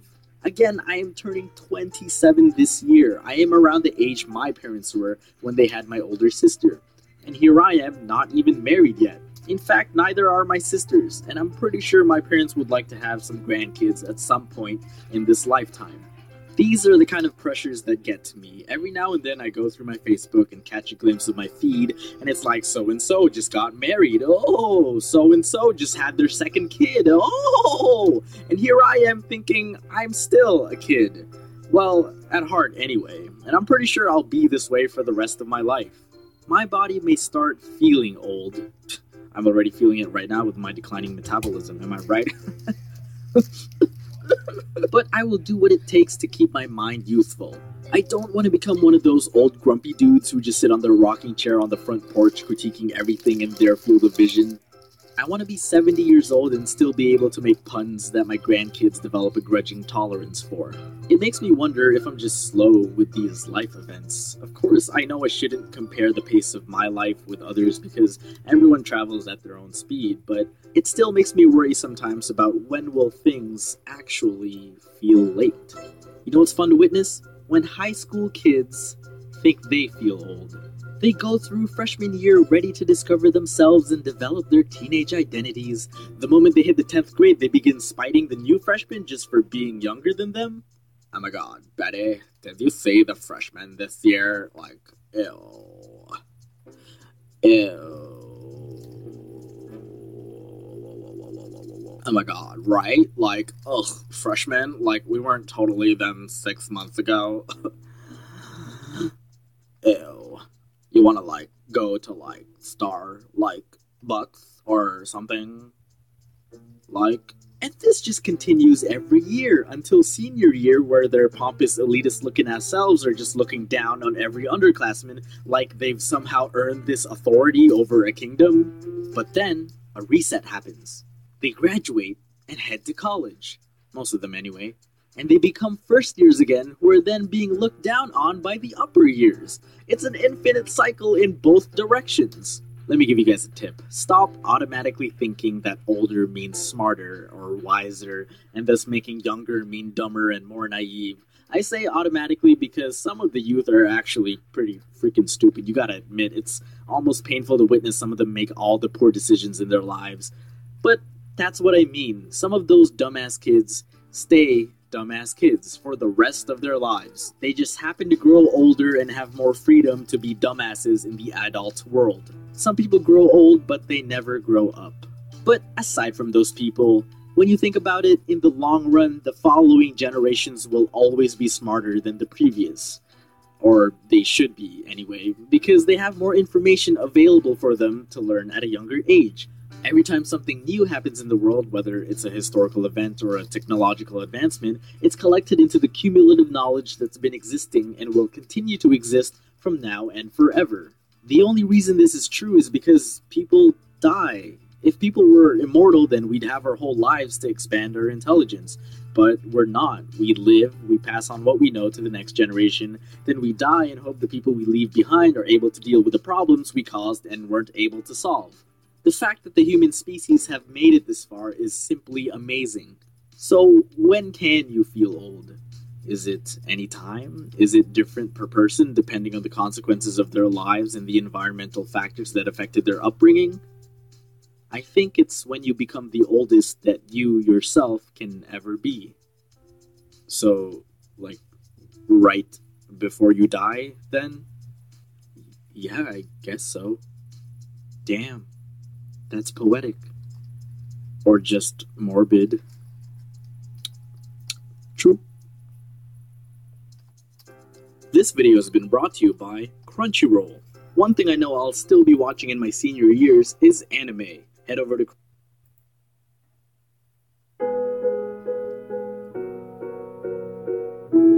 When I look back, I remember my uncle being in a lot of pain.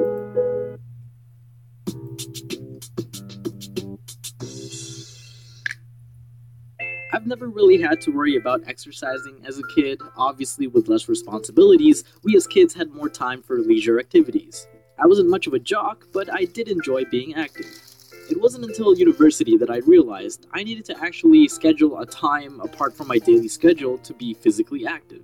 It got even worse after university when I decided to do YouTube full-time, which meant I was sitting down for most of the day animating and drawing. And when I wasn't doing that, I was sitting down and playing video games. And when I wasn't doing that, I was sitting down and watching anime. Eventually I realized, holy crap, I sit down a lot. I started gaining weight over time. It wasn't a drastic overnight change, but people started noticing and pointing it out. My body usually did a pretty okay job at regulating my weight and gave me signs when I was eating too much, like, yo bro, can you chill? That's like your 8th donut today. So I did my best to try to exercise. I signed up at the gym, I played DDR pretty often, and took Nala for runs and walks. Okay, let's talk about the gym for a bit. I think aside from the flock of fuckboys in the making, I find the gym to be a really magical place. It's a place where the tools, actual tools, and motivation are available for a healthier lifestyle. I'm not saying the gym is necessary to exercise. You can honestly do a lot of the things from the comfort of your home or just outside, but there's something about going to the gym and seeing other people working out that just encourages me to do the same. And if you're feeling self-conscious about your body because it's a public place and people might look and judge, you shouldn't. You can't be shamed for going to the gym to get in shape because you're out of it. That's literally why you're there. That's like making fun of someone for going to med school because they don't know enough about medicine. The jacked washboard looking ass mofos you see at the gym, they weren't always like that. Wow! Everyone has to start somewhere. It doesn't matter where you start as long as you do.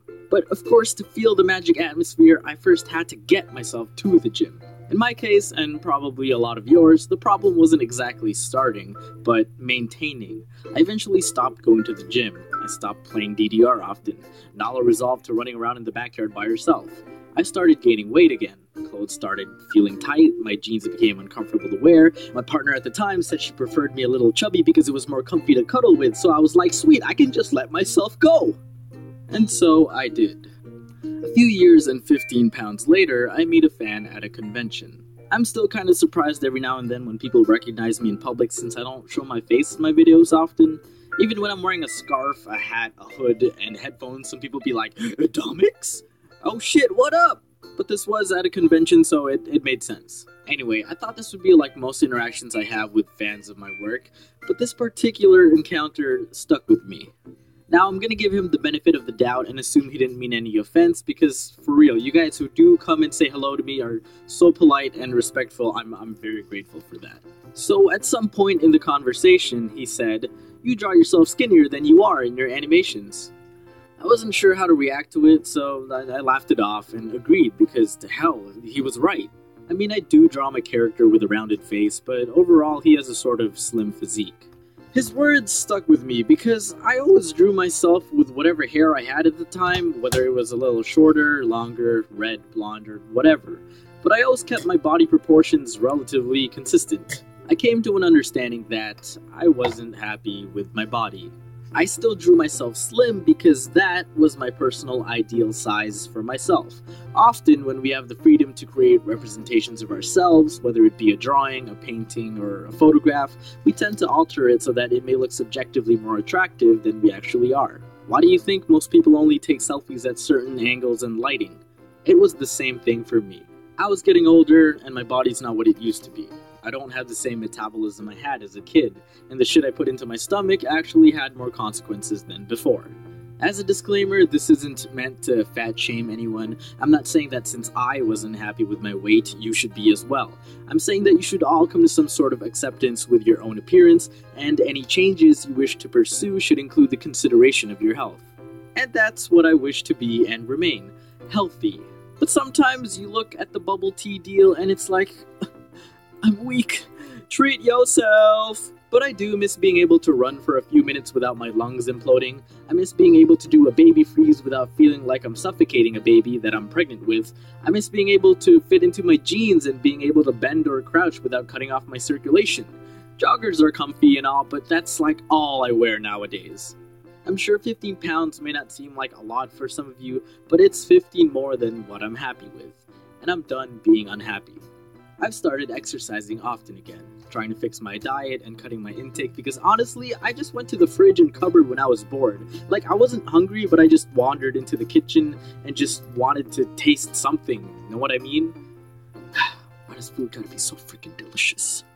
But hey, you don't need New Year's as an excuse to work out. Hell, you don't even need to be overweight to work out. Just find your own personal reason. Make your own goal.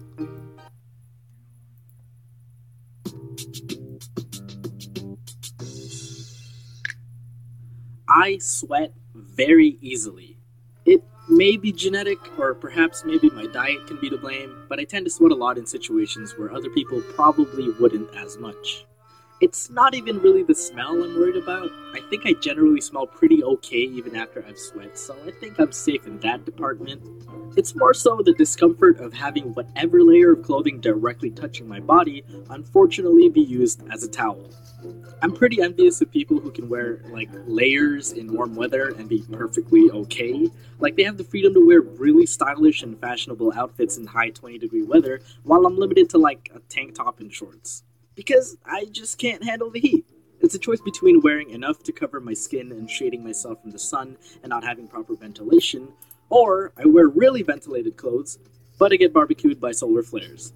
Give me sunscreen. But who knows? Maybe they are sweating to the window, to the wall, to the sweat drop down their balls, and they're just sucking it up while their clothes basically sponge up all their fluids. It's the whole trendy equals torture, beauty is pain kind of thing, where people wear shorts outside in northern winter. Like, how do you do? Is your skin impenetrable? Like, what? It has worked out to be rewarding in the past when I used to do Taekwondo. My teacher always knew if you were slacking or half-assing the training exercises. I forgot what we specifically had to do, but this one time my teacher singled me out after finishing a set and was like, "Look how hard Dom is going! Look how much he's sweating! Why aren't all of you sweating that much?" And inside my head I'm like, ho, yes, that is correct. Look how much harder I'm punching, proven by the amount of fluids exiting my pores, whatever. Like, yeah, I was putting in effort, but it wasn't full ham adrenaline Super Saiyan Captain Falcon mode. I just sweat that freaking much when it comes to any level of physical exertion. Moving a few light objects, sweating bullets. Eating something remotely spicy, precipitation. Playing video games, waterbending. You know, at the gym, that place where you're expected to sweat? How do some of you manage to still look presentable after a workout? Like, there are some people who get off the treadmill and look like they're ready to go on a date. Meanwhile, I hop off the elliptical, but it looks like I just finished swimming. Sleeping is another endeavor. I cannot sleep if my room is warm and I am not equipped with an electric fan. I mean, sure, I can, but not comfortably. It just becomes a process of rotating like every minute just so the other unexposed half of my body can breathe and not stick to my bed due to my adhesive sweat. I think that's kind of why I don't really play DDR in public as much as I used to, because I can't just casually do it anymore. I can't play the game and not try to go ham and cheese. Especially on the last song, because you're given 3, and even if I think I'll fail it, I have to go out with a bang. But then after that bang, it's like, wow, I didn't know it rained indoors. No, wait, that's me. When did I become a cumulonimbus cloud? Which is why I just bought my own hard pad and play in the comfort of my home with unlimited playtime, no waiting for my turn, and without the other sweaty, gross players. Which would include me also, because I get pretty gross when I play. Like, the pad gets all wet from my... Yeah, it's pretty bad. But it's some good cardio, though. Anyway, as gross as it feels, I guess I should be thankful and flattered, because sweating is a reaction that helps regulate body temperature, so it's just my body telling me I'm too hot.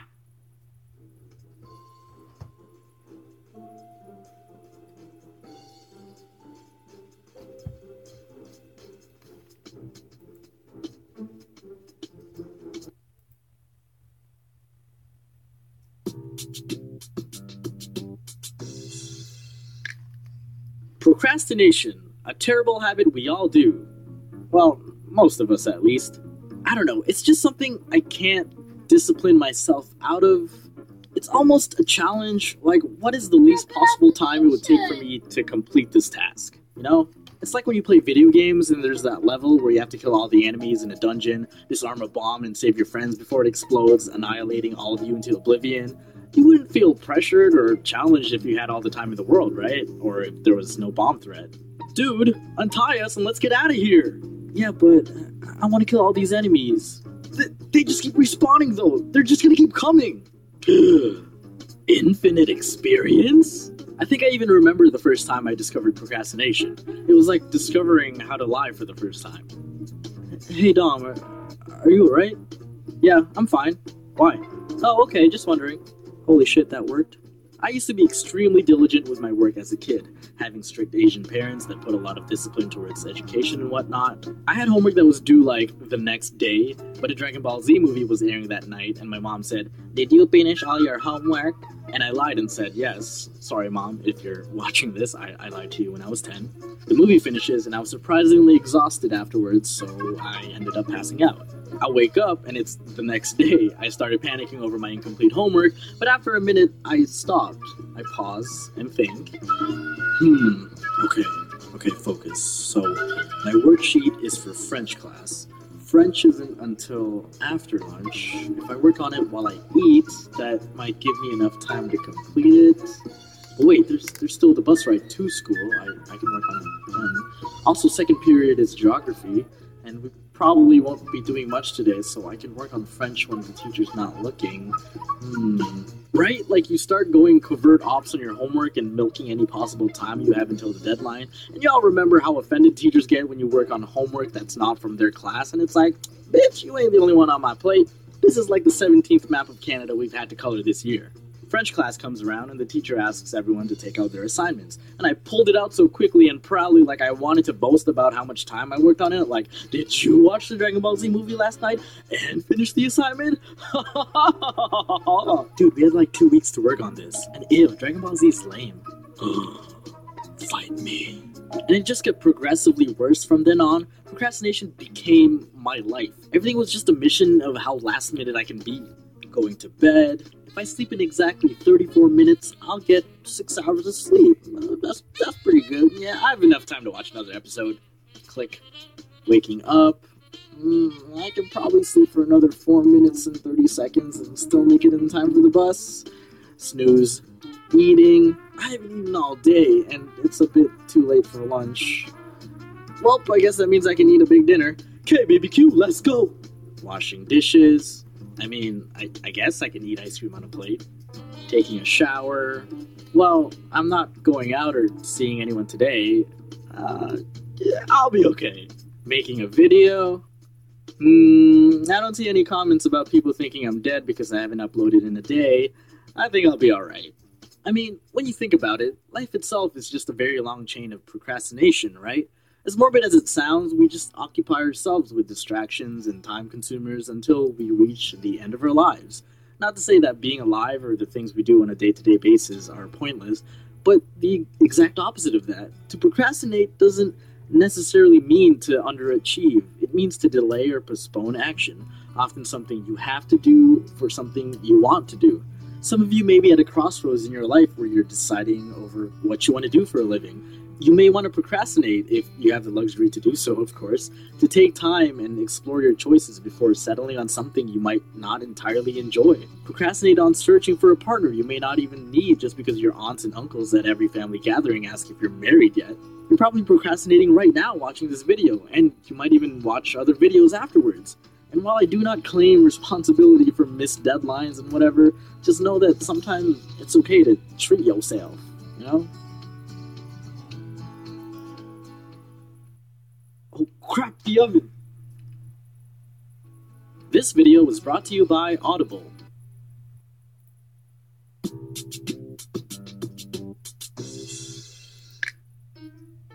You guys like group assignments?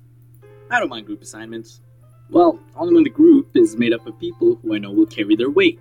So back in my last year of university, our professor decided to make our final project in conjunction with a competition involving other schools.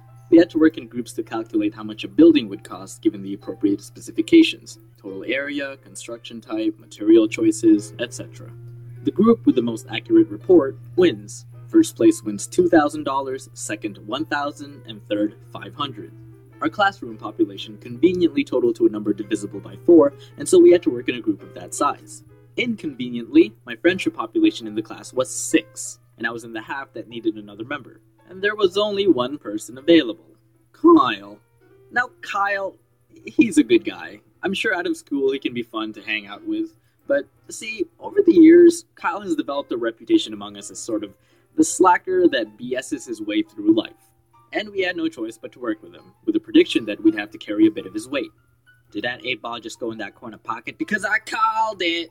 Half of the time we scheduled a session to work as a group, and this group assignment, Kyle would either be late, really late, not even show up, or if he did show up, he was walking around talking to other groups. This was no easy competition either. The professors really didn't provide much info for us to work with other than, here's what you need to deliver, okay, good luck! My group wasn't even worried about the prize money, okay? With our handicap and the amount of work we needed to complete in 1 week, we just wanted to worry about the grading aspect of the assignment. The work was so complicated that groups even started working together with other groups because we were just that lost. You're probably thinking, well, maybe Kyle was like doing research on other groups and getting valuable information for you guys. No.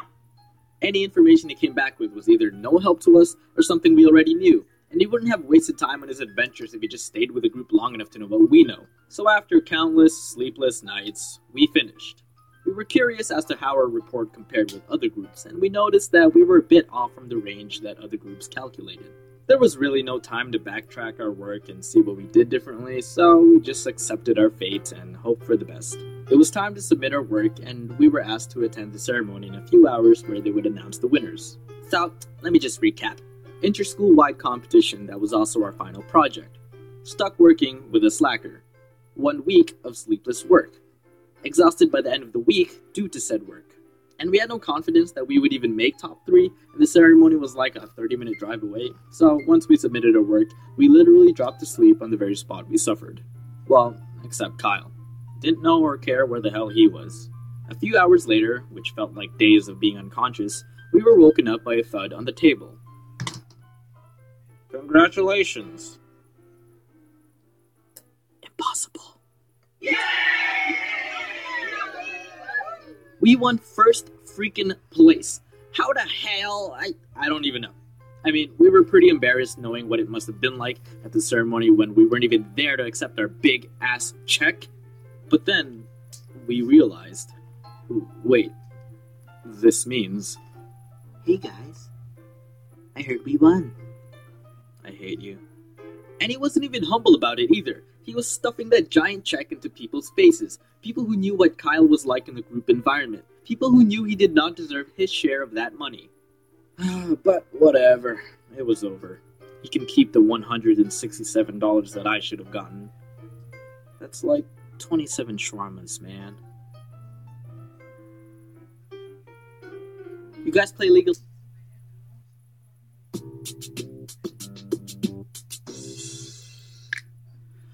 I've been short for literally my whole life, so it's really nothing new for someone to tease me about it.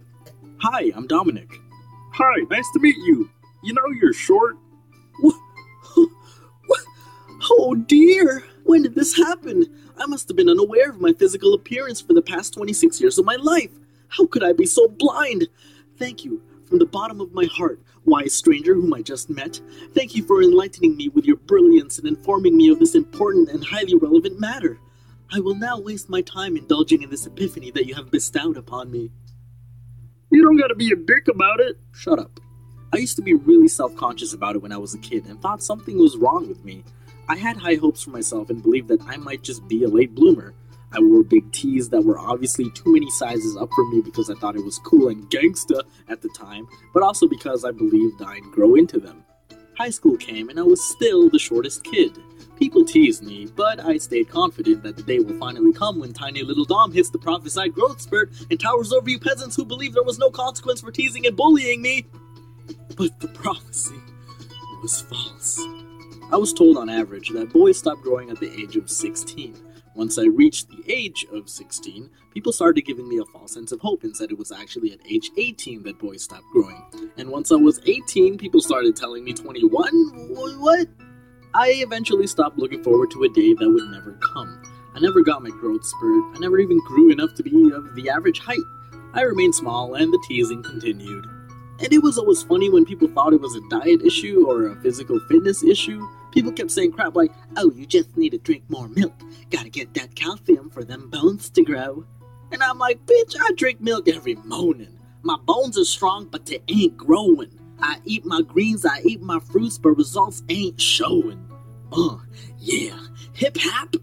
And I was a pretty active kid. Granted, I played a lot of video games, but I also played outside a lot. People were just ignorant at the fact that their parents were of average or taller heights, while mine were literally the shortest of their respective siblings, and therefore produced a child reflecting those genes. And okay, I know some of you have tiny parents but were that special snowflake that surpassed the odds, but I was not one of those lucky people. I slowly accepted the reality and tried ways to deal with it.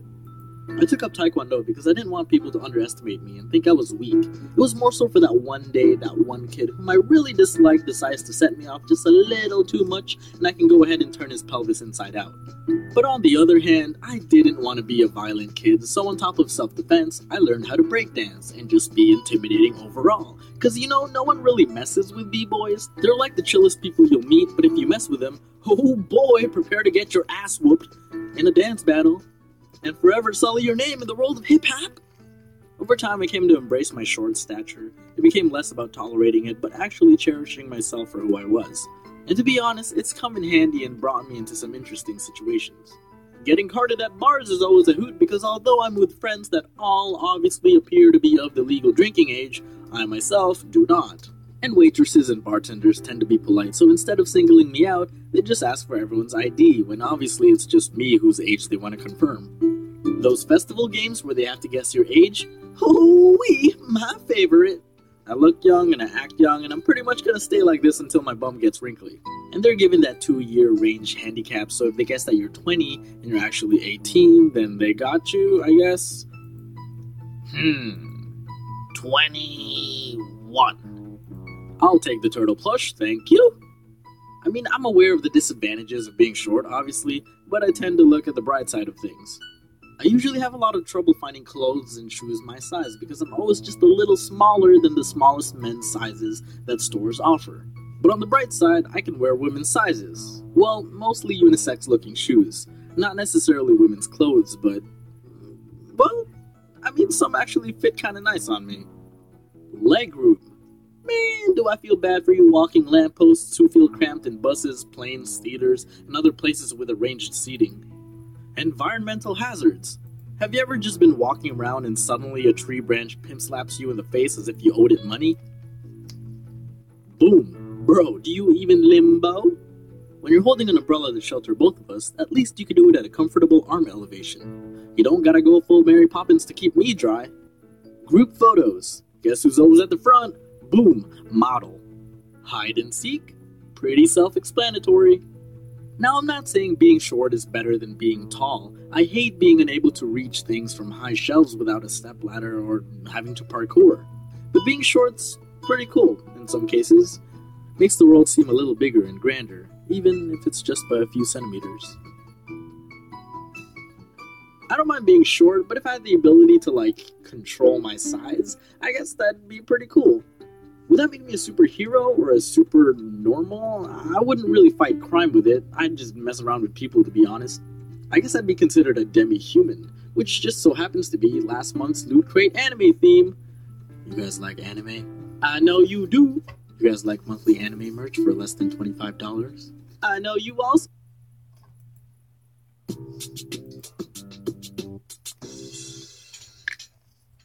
I think as a kid, I was brainwashed into thinking that I needed to be romantically attracted to someone. My classmates would be like, "Hey Dom, who do you like?" Why? "I'll tell you who I like if you tell me who you like." And I'm thinking, I don't necessarily like anyone in particular, but for this transaction to go through, I guess I needed to name someone. And as a kid, most of us haven't really had much time to know a lot of people, so my choices were limited to pretty much whoever was in my school, more specifically in my classrooms. I don't know, Sarah? Ooh, I'm telling! Wait, what? Who do you like? Oh, I got baited. So as a kid, I thought it was mandatory to just have someone in mind to admire. And obviously when you're young, you don't exactly know yet what your personal criteria is of why you like someone. Growing up, you develop these things based on experiences, and over time you tend to narrow your tastes down to certain traits that the person must have in order for you to be interested. Do they have a sense of humor? Do they like animals? Do they play video games? Are they as weeaboo as you? Do they have a self-esteem issue that forces them to undermine others in order to validate themselves and their self-worth? It's up to you to determine these things so that if you were to pursue someone with those traits, then it's safe to assume that you'd probably get along. But when we were kids, let's be honest, we were shallow assholes. What do you like Victoria? I don't know, she's pretty and nice. What do you like Jerry? I don't know, he's funny and nice. What do you like Steve? I don't. Yeah, same. When I was a kid, I tended to like the popular girls, not like the bratty, cliche, everyone is trash beneath my feet, mean girls, but the girls that most guys also had a crush on. Melody was the intelligent beauty. I didn't really have a reason to talk to her, so I pretty much admired her from afar. I remember one time the teacher had us read from the textbook out loud to the class, and once it was Melody's turn, I gave her like 200% of my attention. As she was reading, I was following along and came across a word that I've never seen, but once she got to the word, Fahrenheit, she read it with no hesitance, and I was so surprised and impressed that it further emphasized my attraction to intelligence. Dom, how could you not know the word Fahrenheit? Okay, first of all, I was like 9, and second of all, the rest of the world uses Celsius. Alright, get out of here. Eventually, after realizing that I had zero chance with Melody, I eventually developed a crush on another girl that I also had zero chance with. Rachel. Rachel was the sporty girl in my class. She was the fastest girl in all the running activities in PE, and was actually faster than most of the guys. During recess, she usually played sports and other games with guys, because a lot of the girls weren't into the games we played. I had more interactions with her because we were all kind of in the same group of friends who played during recess. Later on, we all find out she had a crush on Liam, who was also one of my friends. And you'd think I'd be upset or jealous of Liam, but looking back, Liam was a pretty good-looking guy, and also not a douchebag, so yeah, good choice. Not bad, no big deal. I got over it pretty quick. And then there was Stephanie. She was a bit different from the girls I've liked. She wasn't part of the popular group, she wasn't the most intelligent, she wasn't outstandingly athletic, she was more or less kind of average, but I had a crush on her. I was surprised at the fact that not many other guys liked her, considering I was so used to being in competition with pretty much the whole class population, but with Stephanie, it seemed like I was the only guy running. It eventually became public news that I liked Stephanie because of the numerous school dances that occurred, and every time I asked her, and only her, to dance. I felt like that's pretty much what dances essentially were in elementary school, confession opportunities. If two people were dancing, they were instantly shipped together. Albert and Caitlin are dancing! Ooh! Ryan and Zoe are dancing! Ooh! Steve is still alone! Ooh! Hey man, I feel like you're using the video to project your inner hate on a personal matter. Why are you hating on Steve so much? What the heck? Really? Man, f*** you, Steve. Anyway, I'm pretty sure Stephanie knew I liked her. I don't remember properly confessing it because I was a little bitch at the time and I didn't really have the confidence. At the time? Ha! I set myself up for that. But despite knowing, nothing really progressed between us, and for good reason too. We didn't really have that much in common, nor had any familiar things to talk about. At the beginning of grade 6, I had to move to a new school and left behind a lot of close friends. Near the end of the school year, I decided to visit my old school again and see my friends and teachers. By that time, I went through puberty, and although I didn't get a major growth spurt, I did develop this sexy voice that you hear today. Although school was still happening, it was the end of the year, so not many activities were happening in class. I spent the day at the school, and when it came time for recess, I decided to look for Stephanie, whom I didn't see in the class I stayed in because she was in a different homeroom. My friends were egging me on to talk to her and make some moves, and I was actually feeling more confident to do so. Moving to the new school helped me build some interpersonal skills, so I was like, yeah, I'll talk to Stephanie, let's go! And I don't know what happened with Stephanie over the months, or if it was just the heat of the moment, but she kinda flirted back with me. Hoo. I can't remember exactly what we talked about, but it ended with a kiss on the cheek, a phone number in my hand, and a crowd of classmates cheering as if we just got engaged. Oh shit! And I repeat, I don't know what happened with her or why things went so smoothly that day, but when I got home that night, I decided to call her. TLDR, she blew me off. Even though we went to different schools, which was honestly just like a 15-minute drive away, she said she didn't feel comfortable pursuing anything with me. It didn't even really sound like she wanted to stay friends either by how the conversation went. So why even give me your number? I had a hunch that maybe her friends just told her to play along or something. I don't know. I was pretty confused, but not exactly disappointed. I was always crushing on girls out of my league, so rejection wasn't really anything new to me. The real problem, though, was when girls didn't reject me, and I got into relationships that neither I nor they were probably ready for. And thus a shitstorm saga of breakups began. Woo! You suck, Steve. Man, girls sure are hard to understand, huh, Mob? My opinion, get over Tsubomi. She seems kind of basic. Oh, you guys don't know my homie Mob? Well, if you want to get to know him, you could do so by watching Mob Psycho 100 on...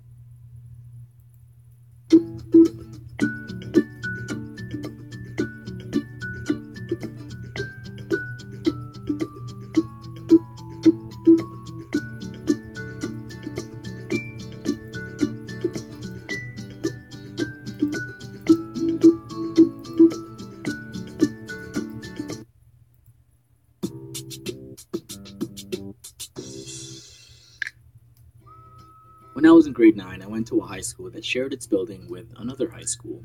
Basically, St. Marcellinus was a newly built high school, and at the time, we only had 2 years' worth of students to occupy the building, the freshmen and the sophomores. And because of that, almost half of the classrooms in the school were vacant.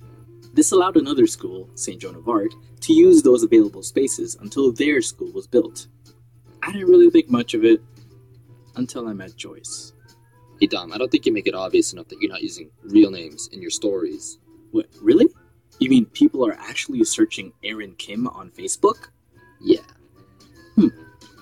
Anyway, my first period was French, and the classroom happened to be at the border of which my school and St. Joan of Arc were separated. One day, as I was waiting in front of my classroom for the teacher to come and open the door for us, I happened to catch a glimpse of a cute girl from the other school, who was also waiting for her teacher. Dom, it seems like you get into a lot of shit when you notice a cute girl. Is this gonna be one of those stories? Shh, just sit down. Let me tell the story.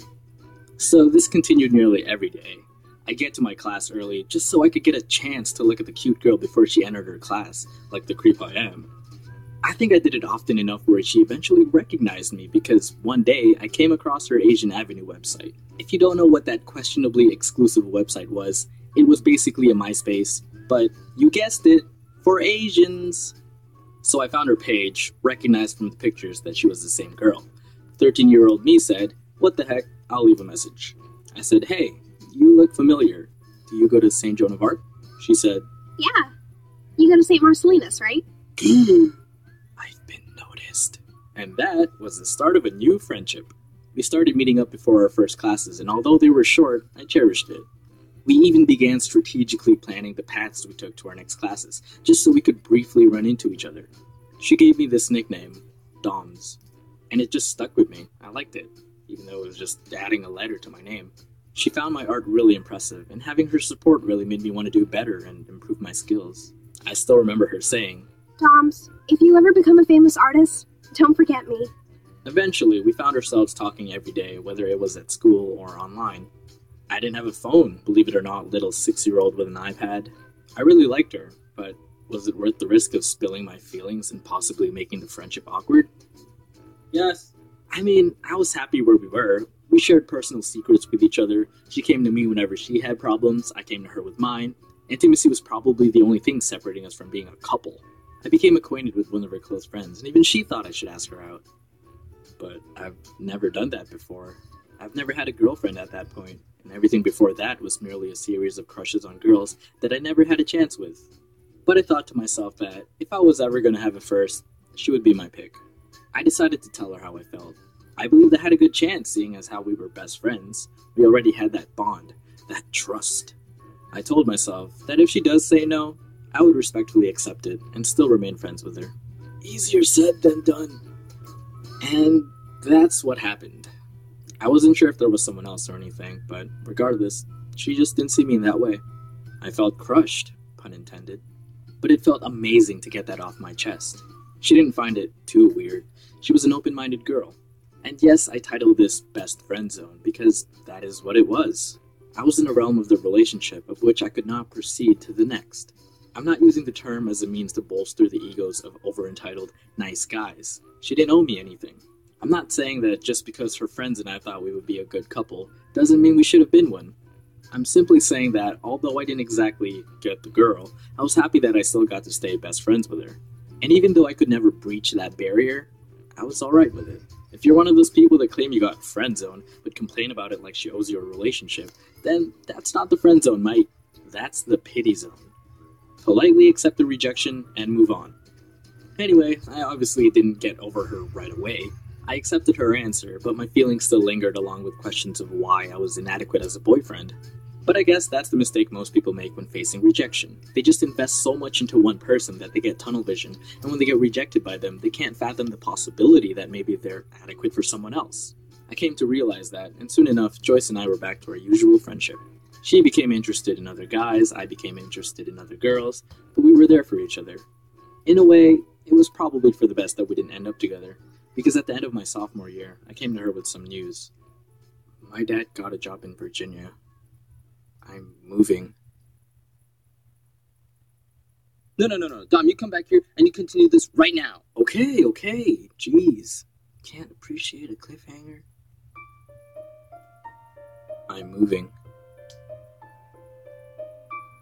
And this definitely wouldn't be the last time I hurt someone by leaving them. We've been best friends for 2 years, and it wasn't easy for us to say goodbye. I had no idea how long I'd be in Virginia. I couldn't promise her I'd be back, but I definitely visited from time to time. We still kept in touch online, but she wanted to keep her updates special, so she preferred to write letters. However, while we had all these methods of communicating, we were in 2 different worlds, 2 different environments. I made new friends, and when her school finally moved to their new building, she found new ones as well. We started talking less, eventually drifted apart. Not as total strangers. We would still be what you consider friends, but not like before. And that happens. We can't always find someone or something to blame for it.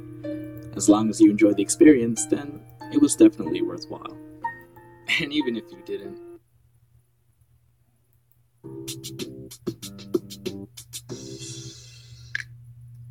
Halloween was such an exciting holiday for me when I was a kid, but over the years it's become a pretty dead event for me. Pun intended. The last time I went trick-or-treating was in high school, and once I started university, there was never really time to do anything. Making costumes was so much fun since I was really into anime, and we were basically getting free candy for cosplaying. Well, I guess I could have just put on a bedsheet and went out as a cheap-ass underachieving ghost, but where's the fun in that?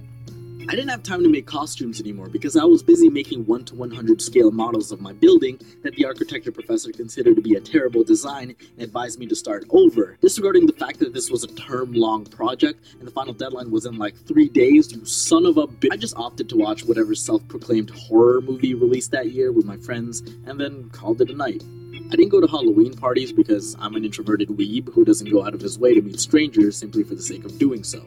I don't even hand out candy anymore. When I stopped trick-or-treating, my family stopped giving out candy.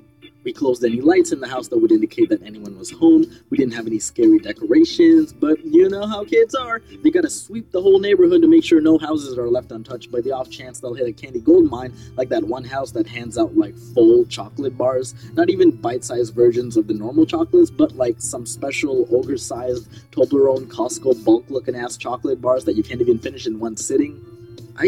I should add that on my list of things to do if I ever become super rich. Give, like, giant Kinder Surprise eggs for trick-or-treaters. I'll become a legend for children in my neighborhood. Younce. Hey, let's go this way. I think there's some nice houses there. Nuh-uh, you stupid. We gotta go to old man Dom's house. He got the good shit. You mean the Kinder Man? I thought it was just a myth. Yeah, well, you stupid. It's right over there. What's a Kinder Surprise egg? Oh, America. 1938 Federal Food, Drug, and Cosmetic Act. This could be you, but you playing. Anyway, it came to a point where we just bought the candy for ourselves because at least then we knew we were getting the good stuff. By the way, post-Halloween candy sales? Good shit. I've even become cynical and just thought about leaving a bowl outside the door and have a sign that says, have some candy, but don't take too much, but never actually put any candy in the first place? Damn, that's kind of a dick move. Yeah. Even Mother Nature wasn't letting me enjoy Halloween. Every year it just got colder and colder. I remember when I could just wear whatever costume I wanted and I'd be okay. Now you gotta wear a sweater or jacket over your costume and it's like, oh, what a pretty Elsa costume. But she wasn't no little bitch. The cold never bothered her anyway. It was in the song. Come on. You get a leftover lollipop from last Halloween. I think the most I get involved with Halloween now is when the video games I play have some sort of Halloween event, and everything is like Halloween themed, so at least I get into the spirit virtually. Yeah, that's pretty sad. But this year, I'm actually going to try rekindling my childhood. I am going to go trick-or-treating! Not even for the candy, partially for exercise reasons, because I'm literally the heaviest I've ever been in my life, and walking a few kilometers would do me some good. And I know, I'm 26 years old, I can literally just buy whatever candy I want and not have to deal with the cold, or asshole kids who think throwing firecrackers at you is a prank, or f***ing clowns? Why are there phobia-perpetuating murderous clown terrorists out there? Anyway, I think I can pull it off. People can't tell how old I am in normal clothes. They'll probably have a tougher time figuring it out if I'm in costume. Unless I wear this. Ooh-hoo-hoo. It took a bit of thinking and some bullshitting, but I've decided to be... Actually, I'm not really sure what I am, but I'm gonna look like this. I'll have a cloak and be able to wear however many layers underneath that's necessary to keep warm. I'll have a mask to hide my age-revealing moon crater stress eye bags, and I'll have a cane to defend myself from... Seriously, why are there killer clowns? Why? PSA, stay safe out there, kids. Carry pepper spray, modify your costume to have a weapon for defense, whatever it takes to f*** up those clowns. Stay in large groups so you can outnumber them, because you never know how many of them can fit in a single car. Crafty bastards. But for real, if you're going out tonight, stay safe, be sure to dress warm, and be cautious of whatever candy you consume. And if anything crazy happens to me tonight, I'll be sure to let you guys know. Hey guys, and especially you ladies, are you tired of going out and paying way too much for razors, especially when they charge you extra just for being female? That's stupid, right? Well, with Dollar Shave Club, you can have top-of-the-line razors delivered right to you for a third of the bullshit corporate price every month. No hassle. If you go to dollarshaveclub.com/domics or click the link in the description, you can get the first month of your razor subscription for free. Just gotta pay shipping, but after that, it's only a few bucks a month. I'm gonna be honest with you guys, I only started shaving with razors recently. I've always just used electric shavers, but Dollar Shave Club's Clean Cut Executive Razor was enough to convert me instantly. They have other types of blades as well, and you can pick whichever you want. And on top of that, they also have body cleansers, shampoo, conditioner, shaving butter. You gotta try the butter. I tried shaving cream before, but once you go butter, you don't look back. Again, that's dollarshaveclub.com/domics, link in the description. First month's razor is on the house, just pay shipping that one time, and after that, it's only a few dollars.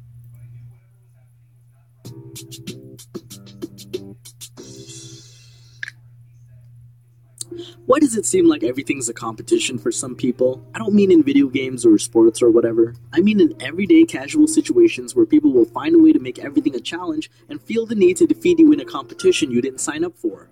Well, to be fair, I guess we should all have that sort of motivation for achievement, you know? To aim for first, to be number one, to be the very best like no one ever was. But for some people, it ain't even about that. To them, it's about seeing everything as a race and to drag everyone else down from it. Nowadays, I feel like you can't say anything about your day or about how you're doing anymore. Someone's bound to try to one-up you. If you are in any sort of pain, forget about expressing it, because they'll find a way to make yours feel insignificant. Hey man, you feeling okay? I slept kind of awkwardly last night. My neck's killing me. Killing you? Ha! That's nothing. At least you have a bed. I sleep in a closet because my boss Betty's been cutting my shifts, and now can I not only afford a bed, but a room too. Even when it's not specifically their pain. Whoa, Jimmy, what happened? I fell on my arm during soccer practice. Don't worry about it. Ha! A broken arm? That's nothing. My cousin Chuck used to wrestle grizzlies in his spare time. And I'm saying used to, because he don't got no arms no more. Bear ripped it clean right off. Who are you? You can't mention your workload? Yeah, I have 5 courses this semester. 5? Well, guess what? I have 10 courses, 5 labs, 6 tutorials, and I haven't slept for a month. My bloodstream is pretty much caffeine now. And I'm pregnant. You can't even eat your favorite food anymore without being put down. Mac and cheese? Nah, man, it's all about that fettuccine alfredo, my boy.